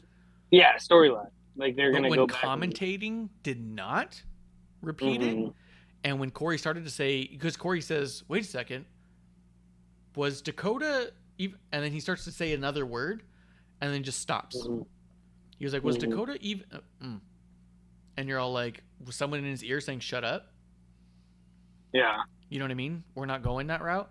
Because the rest of commentary was just all like, look at them. They did it against the odds. How incredible. Aaliyah did it. And you're like, Yeah. it's kind of a mess. I think... And then it was 5-on-3. Because then you have all of them in the ring on top and the heels on the outside looking concerned, completely outnumbered. This is the second time Bayley's crew has been outnumbered in the past 2 weeks. They're looking like the underdogs. It's not the baby faces getting one over when they're outnumbered. It's the baby faces beating up. Being the bully. They're being bullies. And it's not even like that the bad guys are like cheating. They're not doing all this stuff that would let them need to be that. They're not jumping people behind their back. They keep being outnumbered and cowering away. Yeah. You know? Which leads me to think that maybe we might get a cool Survivor Series match out of it. That's what I was wondering too, because I was like, do you get the Naomi Sasha return for that? Not just for that, but hey, those are our titles. Like, we want those back. You know, this is also my friend type of thing. But with as big of a mistake as that was, or botch, you think they're going to have to revisit that? They've got to. They can't leave that just open-ended like that. Like, hey, this was it. Because, if they went and revisited the Liv and Ronda shit. Yes. Yeah. They have. What I was saying was the difference is when that happened, commentary kept saying, oh, look, that's clear as day. Let's do a replay. Look at clear as day. Yeah. They did no replay here. The commentary did not say it. That's what made me think, like, they can't possibly do this, but they're going to try and sweep this one under the rug, I think. And it keeps going to the point where it's all like the heat.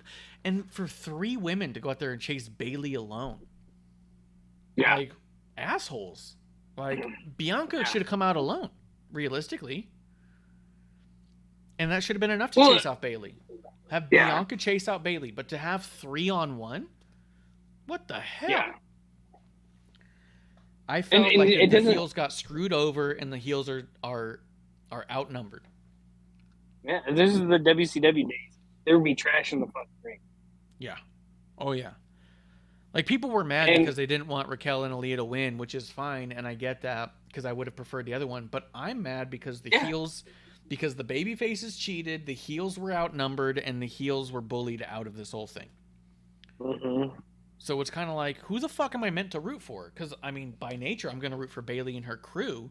But by storyline, Bayley and her crew are against the odds here. They're the underdogs. They're stacking the deck against them. Yeah. And no one has tweeted anything about it, right? Like EO or Dakota. Dakota tweeted one thing because Triple H tweeted something and she retweeted it and said, we got to talk.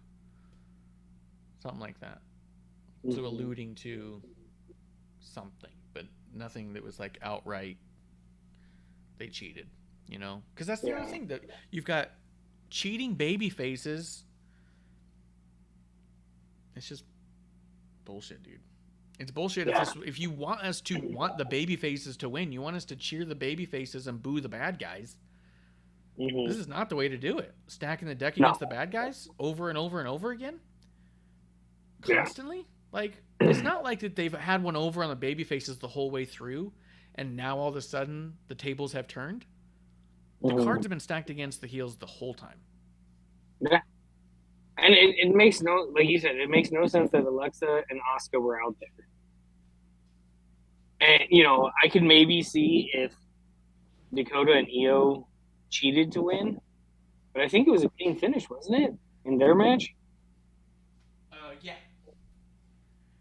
Yeah, well, you're saying Alexa and Asuka's match? They got a clean finish. Yeah, the semifinals match. Oh. Of the tournament. Yeah, no, it was all clean finishes up to now, and then Raquel and Aaliyah cheated to win this one. to win the Yeah. titles. And had a bunch of help. And then, yeah. And then the other thing I hated was afterwards, you know, we're led to believe Asuka and Alexa are a tag team. You know, afterwards they're celebrating that the other team won. Yeah. You know, giving them hugs and stuff like that. Like, I was waiting for either Alexa or Asuka to, like, smack them. Yeah. You know, turn on them, you know. And I'm sitting there, like, watching them. Like, are they going to do it? And then there's just this weird Sting beating Hogan celebration in the ring right now. And that's the other thing is that the heels in this situation, Bailey and them, have said some, like, relatively mean things towards the division not being as good as it could be. But why is the fucking entire locker room, like, rising up against them like they've done all these evil things? They're acting like they're the NWO, but the NWO attacked people with bats and spray painted people's stuff and threw people into walls. Like, they haven't done any of that. They've just talked a little smack. Yeah. That's it. That's it. That's what they should call themselves. The BWO, Bailey's World Order. Yeah. But yeah, dude, it was just it really fell flat, and then it all happened. It all took had like 4 or 5 minutes after the match to just talk about it, and nobody was bringing it up. The fact that the baby faces cheated and that Dakota wasn't legal. So I kept going like, this can't be how they end this episode. This doesn't make any sense. And then it was. And that's how they ended it. Yeah. I mean, once again, they have to revisit it. They've got to. All the other times that they revisit things and stuff like that, like,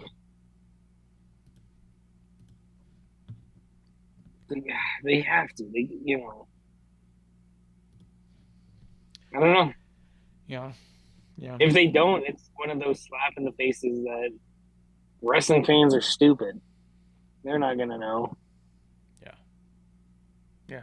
And it was just all because it was a sloppy finish and people weren't really supposed to be. Dakota looked like a fool for so long.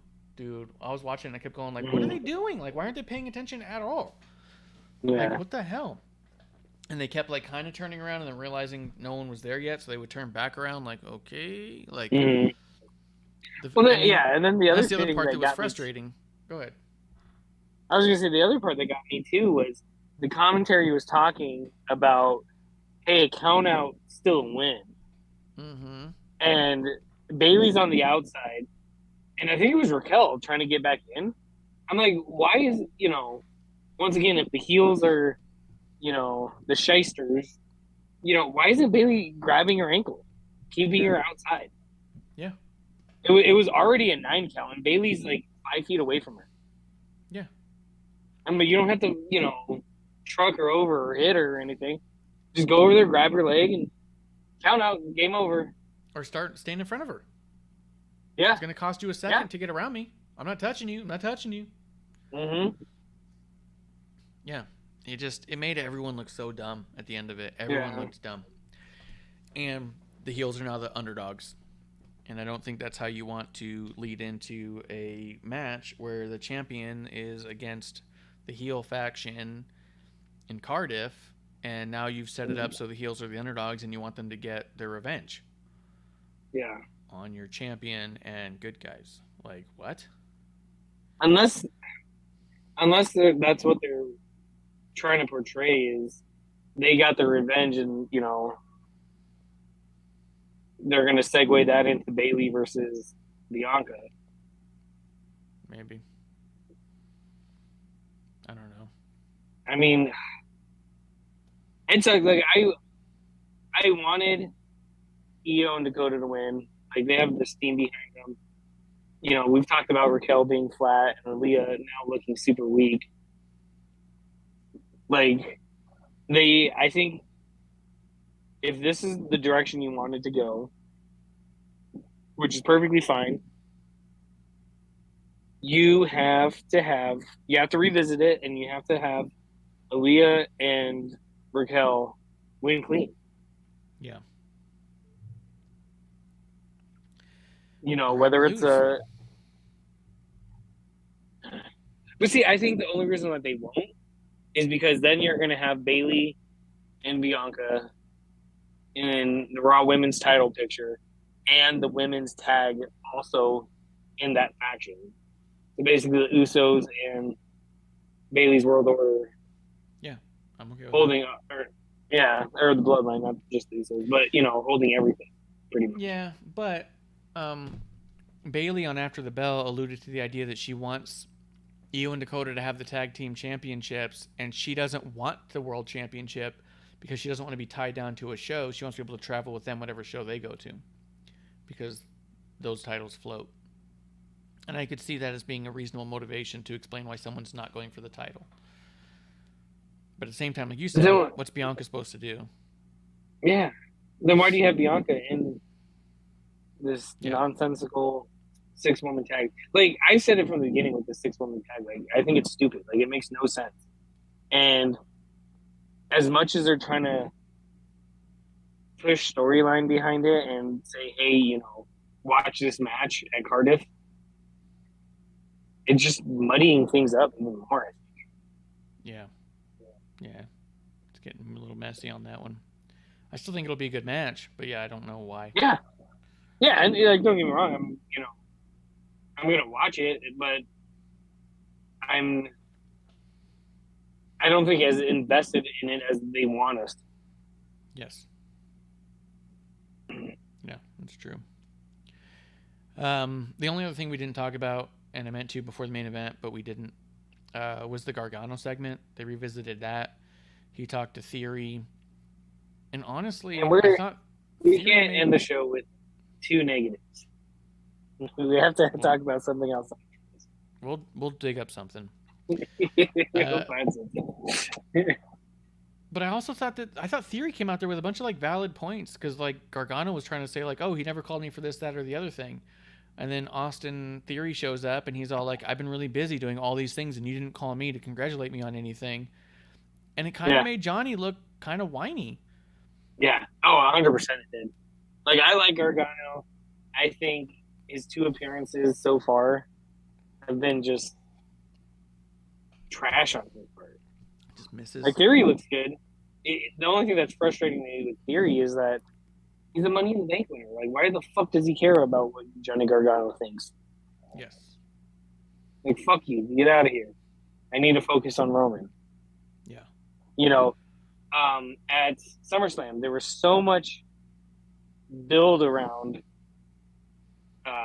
Theory cashing in on either Brock or Roman, and they have not mentioned that once with Clash at the Castle.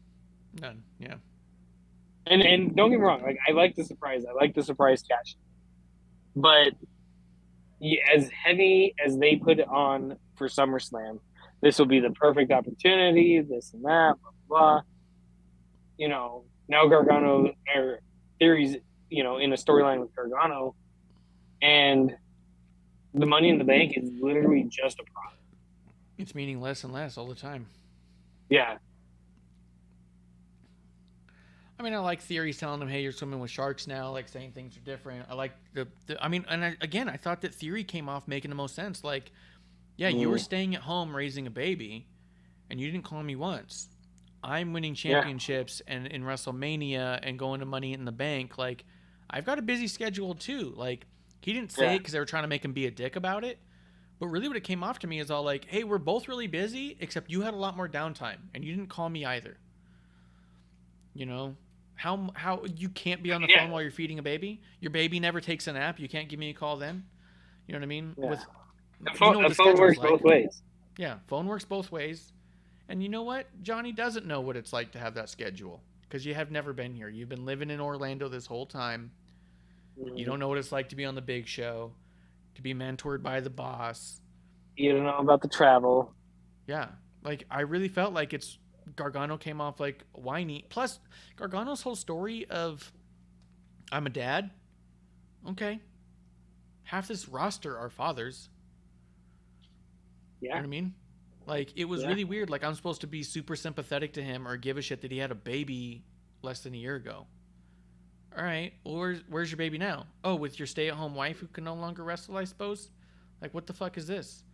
You know who else had a baby a year ago? Fucking Becky. What would she do? She came back and won a championship. You came back and whined about it. Like, what the fuck? And it didn't come out of him. Yes. Yeah. You didn't have to rehash. I'm surprised it, I'm surprised Theory's not just calling it paternity leave. Yeah. You weren't fired. You were just on paternity leave. Yeah. Shut up. Yeah. I 100% think he just got lucky. Miss Amanda Jane just asked me that the other day. Oh, do you think he was like waiting it out and biding his time and waiting for Triple H's call? I was like, no. He got fucking lucky. He got lucky that no one else wanted him and Triple H got in charge. It worked out really well for him. But yeah, I agree that I think that they've been misses with Johnny's promos. I go, okay, I don't care that you had a baby. You sound just as selfish as everybody else. And I don't get why I'm supposed to like think you're a good guy. Yeah. Well, and people that don't know Gargano don't know that he's got talent in the ring, right? Yes.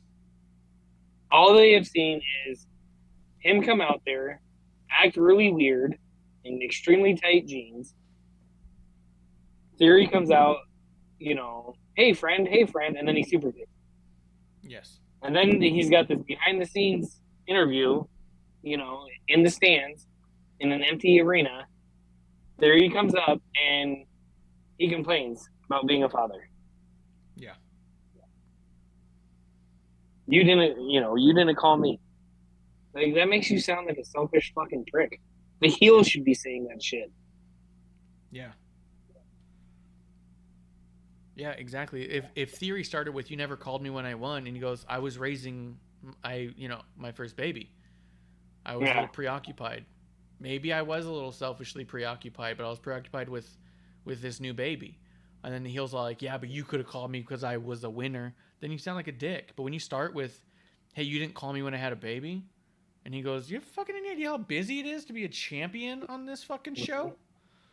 You know what I mean? Like, I got this baby right here holding up the Yeah. Money in the Bank title or briefcase. trying to scout But yeah, for some it's- good news right now.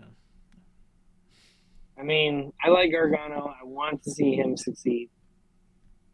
Just like I want to see everyone in the main roster succeed. But yeah, it's getting hard quick to be rooting for him.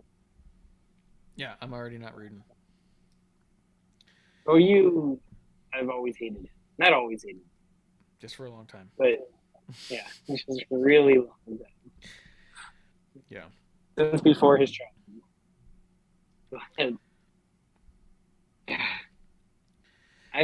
They need to do something. He needs to make his in-ring debut. He needs to show people that, hey, I'm here for a reason.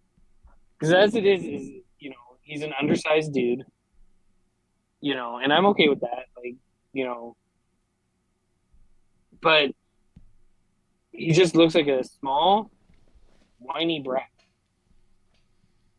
Yeah. He's turning out to be Adam Cole. Yeah, they don't need Adam Cole because they have him now. Yeah. Okay, can you just not work out for a long time? Just kidding. There you go. Let yourself go. Get that dead body. But I will say I am excited for Cardiff. I do think it's going to be pretty cool. Yeah. I'm excited for Worlds Collide right after. Mm-hmm. I was going to say, do you want to go over the matches real quick? We kind of already did. There's not much more. Predictions? Let's look at I it. guess so. Yeah, we can do some quick predictions. Let's see. Clash. The Castle. Let's see. We have... The 6 women tag. Oh, yeah. This is... Like, who do you think is going to be the winner of that match? Which one? The 6 women The tag? 6 women tag? Yeah. I think it's got to be Bailey at this point. Bailey, Dakota, and Io need it. Mm-hmm. At this point, like, they've had nothing but just... They're underdogs in the situation, and they have to assert some form of dominance. They've shown up. They even, when you really scale back, they cowered out at SummerSlam too, when they had the numbers advantage. They showed up for the first time. They had surprise on their side, and it was Becky and Bianca and the 3 of them, and they cowered out then too. It was 3 against 1.5. Yes. Becky was hurt. And at this point, if Bailey, Dakota, and Io don't start showing some form of dominance, then what's the fucking point of them? Why join forces if it turns out you're weaker together? Yeah. Bailey was the single most dominant women's champion on the history of SmackDown. Held the title for over 500 days. Mm-hmm. And now she's being run off by 3 people at a time and looking like a fool with her partners looking like chumps. And I think that there's no need. And to be honest, Alexa and Asuka have already proven that they don't function well enough as a team to win a tournament. Mm-hmm. Bianca's been talking smack on the mic, but chasing around Bailey. I feel like that Bailey, Dakota, and Io need the win to give some credibility to them as a faction. I feel like they have to win it. Yeah, I think they have to win it. And truthfully, I think Bailey's gonna pin Bianca. I think she should. You know, because I think that's going to be. That, but I think she should. Yeah, because I think that's going to be the easiest way to transition into Bianca versus Bailey. Which, yes, you know, but I speculating that's what's going to happen. I'd also go so far as to say that even if Bailey pins Bianca and Bailey doesn't go for the championship, that I do think that would still work with them. Like, I think if Bailey was laughing at Bianca, I pinned you. I could take that whenever I want. Mm-hmm. I'm just busy doing other things. Like, it could show a dominance and a frustration for Bianca, because Bianca can continuously get more and more frustrated that you keep holding this over against me, but you won't go on me one-on-one. I think you're scared because I think one-on-one you think you can't do it. And Bailey just laughs. You know what I mean? Like, that's enough. Yeah. Edge and Rey Mysterio against the Judgment Day. Who do you think?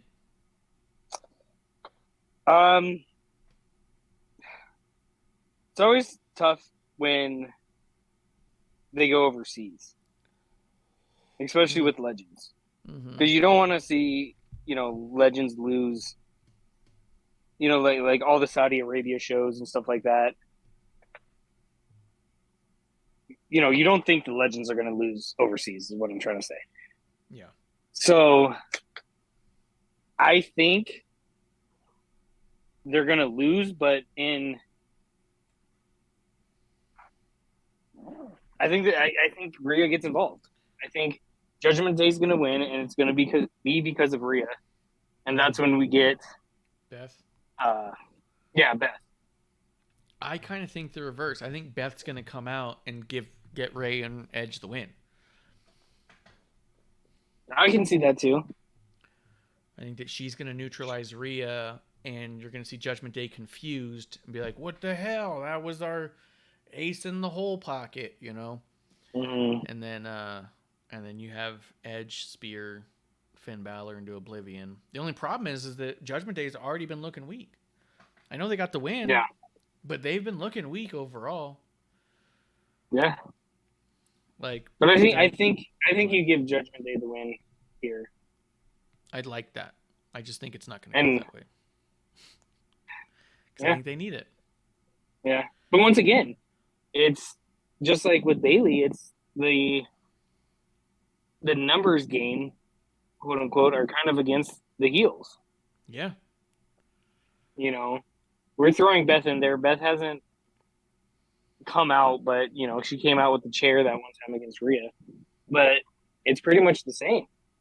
And Edge even said in this last promo, you know, Rhea, watch yourself, because you're going to call out Beth and find out why she's the Glamazon. Like, yeah. I just feel like that's what's going to happen. And you're going to have the baby faces outnumber the heels, and then the heels are going to lose, and then it's going to be like, okay, but that makes baby faces bullies. Like, they're not trying to play fair. Mm-hmm. But maybe that's too simplistic. Why, I don't know. I think Dom's going to turn on Edge. I don't think he's going to turn on his dad, but I think he's going to turn on Edge. Because they're playing like that, like jealousy type of thing. You know, Dad, why are you picking him?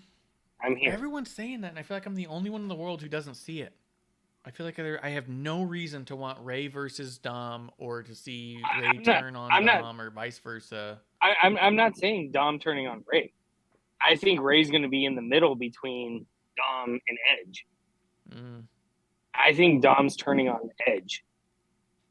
What if Dom And the turns joins Judgment Day, and at the end of this, Ray also joins the Judgment Day? Yeah, because purple and black masks, lucha masks. Ooh, that'd be awesome. That would look dope. The merch, dude. Mm-hmm. What do you I'd think about consider buying one. Intercontinental Championship match, Gunther versus Sheamus? I think this is going to be the show stealer. I think so too. There's good matches on this card, and I think that's going to be the one. Yeah, I think this is going to be the show stealer. The only thing I hope is that if it falls short, it doesn't outweigh like a good match. You know what I mean? Where we're expecting so much, it was a good match, but since it wasn't, it didn't hit our expectations, that we're then disappointed. Or like in the very beginning, Gunther jumps off the second rope like Sid Vicious and just breaks his leg, and we're going, oh well. Yeah. Damn it. Ah. Oh, do you think? So who do you think is going to win this? I think Gunther. I think Gunther retains in a brutal match. See, I was thinking that just to make Gunther look better. Mm-hmm. But at the same time, how cool would it be if Sheamus completes the, not Triple Crown, what is it called? Grand Slam? Grand Slam in Europe. Yeah, I think it'd be amazing. You know, because there's going to be a lot of Irish fans there, or fans from Ireland. Mm-hmm. So I think that'd be from great. the UK, though. Yeah, 100%. That's why I think it makes it tough. But I think a win for Sheamus is bigger than a win for Gunther. I think I wouldn't huge in different directions. I think it would be massive to solidify Gunther, but it would be huge for Sheamus's overall career. Because he's got to get it. Like, Sheamus deserves it. Makes sense. Do you think Sheamus could win it here and Gunther gets it back at Yes, and that's what I was going to say. I wouldn't be upset even if it was just a quick flop or, switch. Flippy floppy. Yeah, flippy floppies. I'm going with Gunther on that one. What do you think about Riddle versus Seth freaking Rollins? I think this is going to be another great match. But I don't know. I think Riddle's gonna take it. Here's the problem. They both need a win really bad right now. They do. Rollins has been losing like crazy against most people. He beat the Street Profits. That's who he beat. Individually, he beat the Street Profits, and since then, we haven't seen him win since before Mania. Rollins can lose forever and always be in the main event, yes. But at some point, he has to win matches that feel big, right? Mm-hmm. Because if Cody comes back and says, I want Rollins one more time, or what? Why? You know what I mean? Like, and if Rollins decides, hey, I'm going after Roman because Roman got the title and I could take him off him, what makes you think you can? You couldn't beat Cody. You can't beat Riddle. You barely beat the Street Profits. Why do you think you injured Cody at that point? Yeah, exactly. You lost to Cody Badly with one injured. arm. Yeah. Like, you lost to the 1 hour man. So I think Rollins has to win this one, but at the same time, Rollins has made Riddle sound like a little bitch, and he's got to fucking own up to that and beat the shit out of Rollins. Yeah. That's the fucking tough spot for both of them, if I'm being honest. Do you think we get like a DQ or a double count out here? Herb Dean can run in and lay on one of them, call the match. Yeah. Because I'm just thinking, because, when you were talking, I was thinking about it more because Seth, obviously we don't know what's going on with the unified universal title, whatever the fuck they're calling it. Mm-hmm. But Riddle can't go against Roman. And Seth has said several times, after I'm done with you, pretty much, I'm going to go after Roman. Mm-hmm. Which I'm cool with. Like, that'd be cool. Yeah. Yep. But I think it just sucks because Riddle had so much steam and they kind of, Randy got hurt and they kind of just stopped. Like he's They've gone kept on a him hot, losing but streak. yeah, Yeah, but I mean they cooled not him off elevating. quite a bit. Yeah, I think he stayed high, but he's not elevating. He's like Yeah. at a nice simmer. yeah, like your hamburger helper for 15 minutes. Yeah. But I think Seth needs it more. Yeah. Because if Seth win, hey, is Cody coming back? I don't know. Or not, I don't know. When is Cody coming back? He's probably going to go after Seth. Even though I feel like that should be dead because he beat him with one arm. Yep. He beat Seth freaking Rollins with one freaking arm. Yeah. But I think Seth versus Roman is very compelling. Yes. And I also think that Excuse me. we shouldn't forget about Karrion Kross. And I think that there's a very good chance Kross demolishes Mac and Fart. But I don't want him to. Right now. Or during the match, I should say. Not during the match. After this match, I think that Afterwards, Kross is I'm fine going with to it. demolish Mac and Fart. And Got I do think that what could be the next big thing to do if you're trying to get to Roman, if while you're in a feud with Mac and Fart, Oh, that was a wet one. that was that one's That one's was a a problem. change of your heart. Yeah. If while you're defeating Mac and Fart, at the same time Roman is spanking Seth freaking Rollins, then once you're done with Mac and Fart, you go on to Rollins. Like I think Karrion Kross can steamroll through Drew and Seth to get to Roman, and it would solidify his standing and his desire to go for Roman if Seth wins this match and then goes for Roman afterwards. Where I think if Seth loses this match, then he's just another dude out of the way. What does it matter if Karrion beats Riddle on the way? He wouldn't have to because they're on different shows. But if Riddle wins, like you said, he can't go after Roman anyways. So what does it make any difference? Yeah. I think that if Rollins wins and goes after Roman, then it could make a difference and it could mean something. Yeah. But the other thing with Cross too is, he mentioned McIntyre and he mentioned Roman.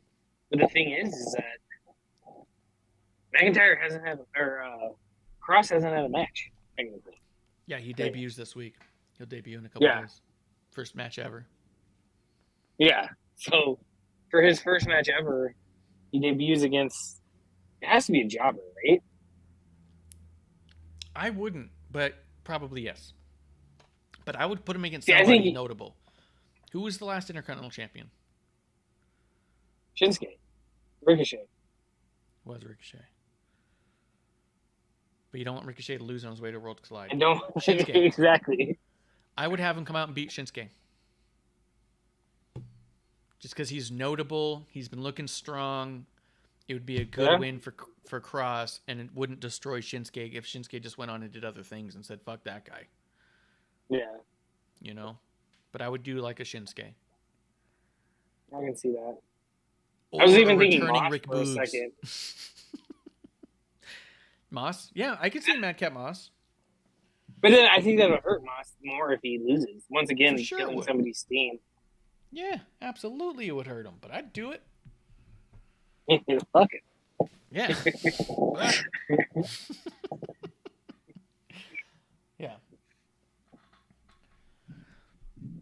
Yeah, I mean, I can definitely see where you're coming from. Because if he beats somebody notable, then then it can propel him, maybe not right away to the world title, but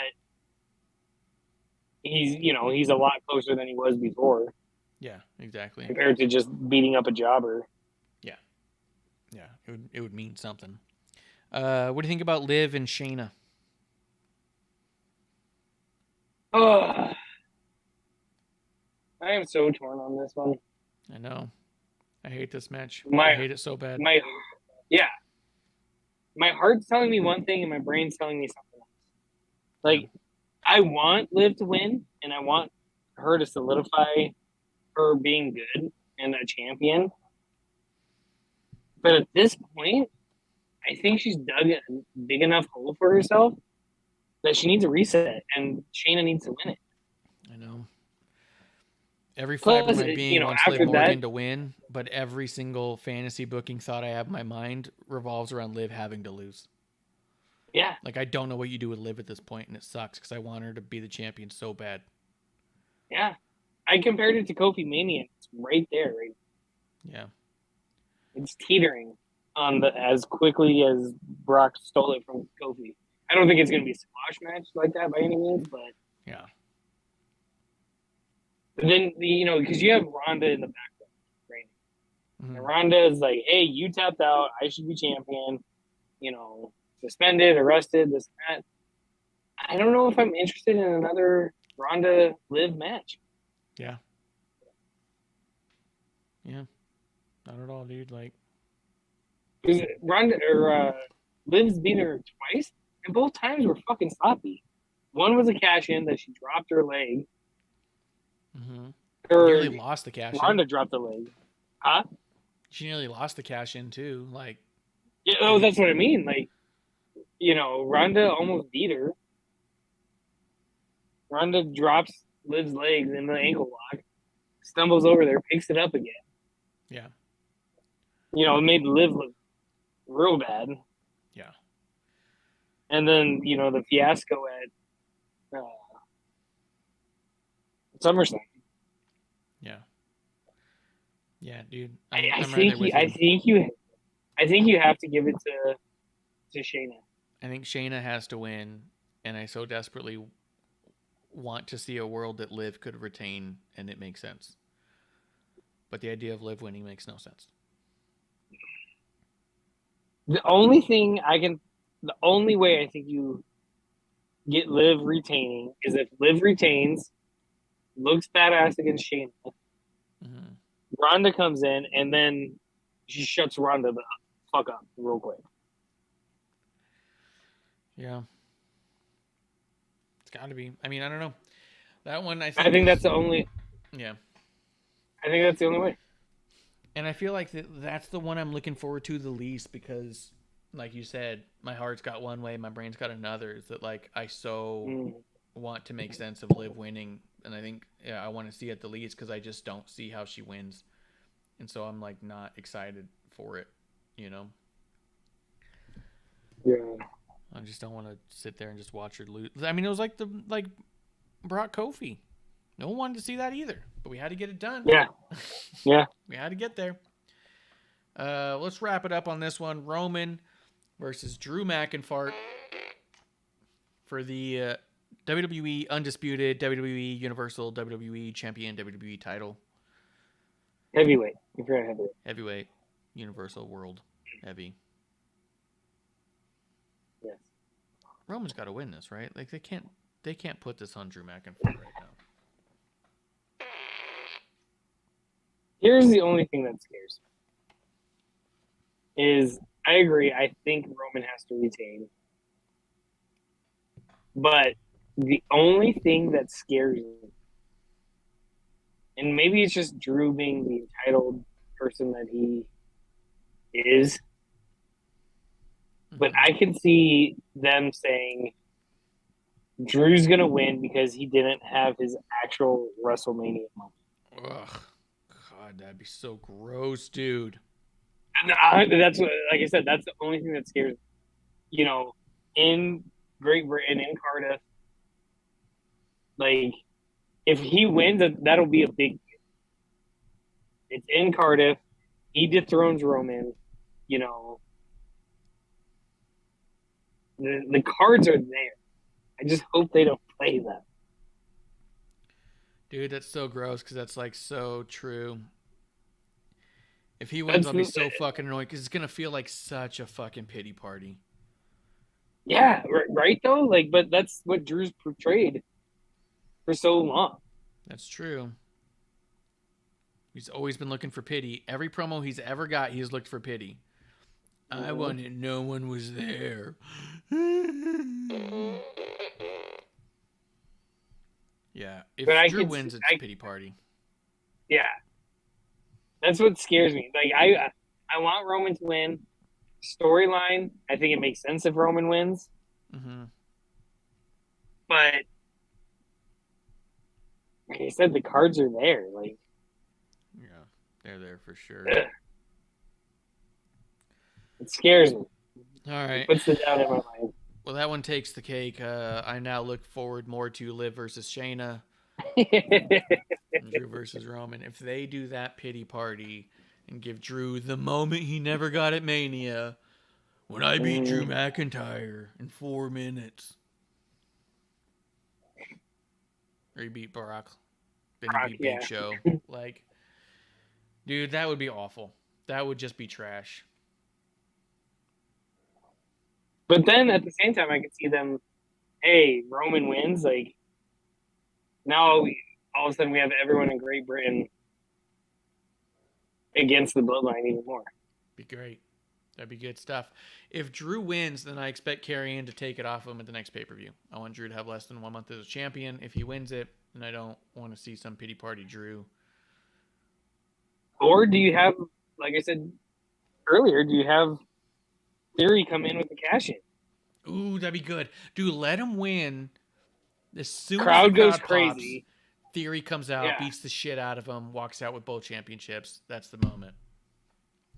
Right? Like, think of how much heat Theory would get right there. It'd be amazing. He might not come back alive. Nope. They'll gut him right there.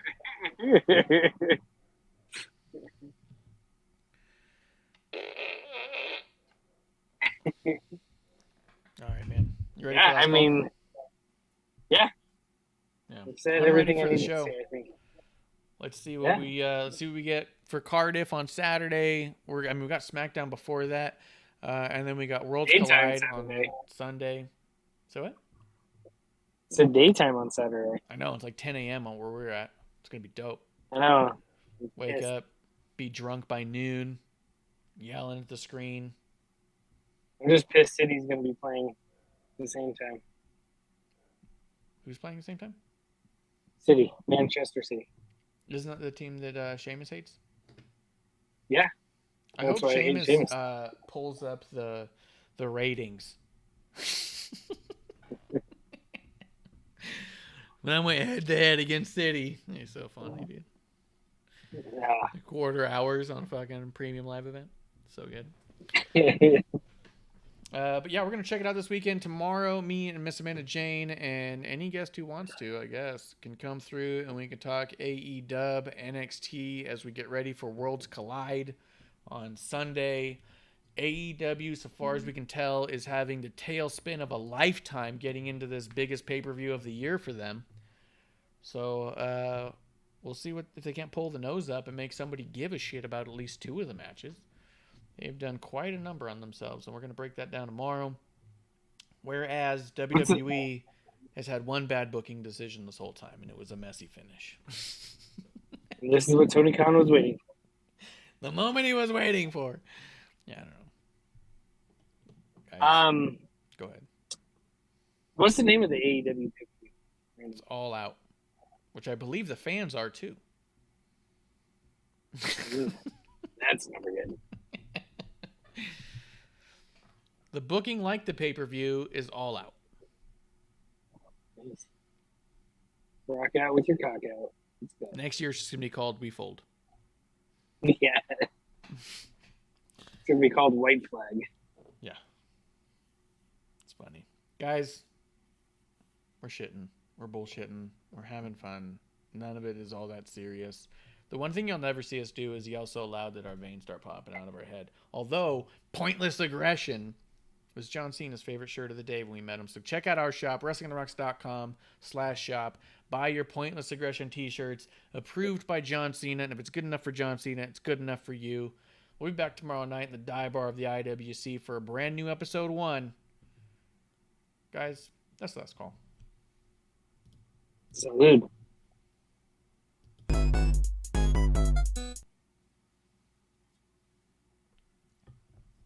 Support us or buy us a drink by following and putting the I in subscribe on Twitch, or subscribe and review our podcast on Apple Podcasts or wherever you listen to us. Cheers!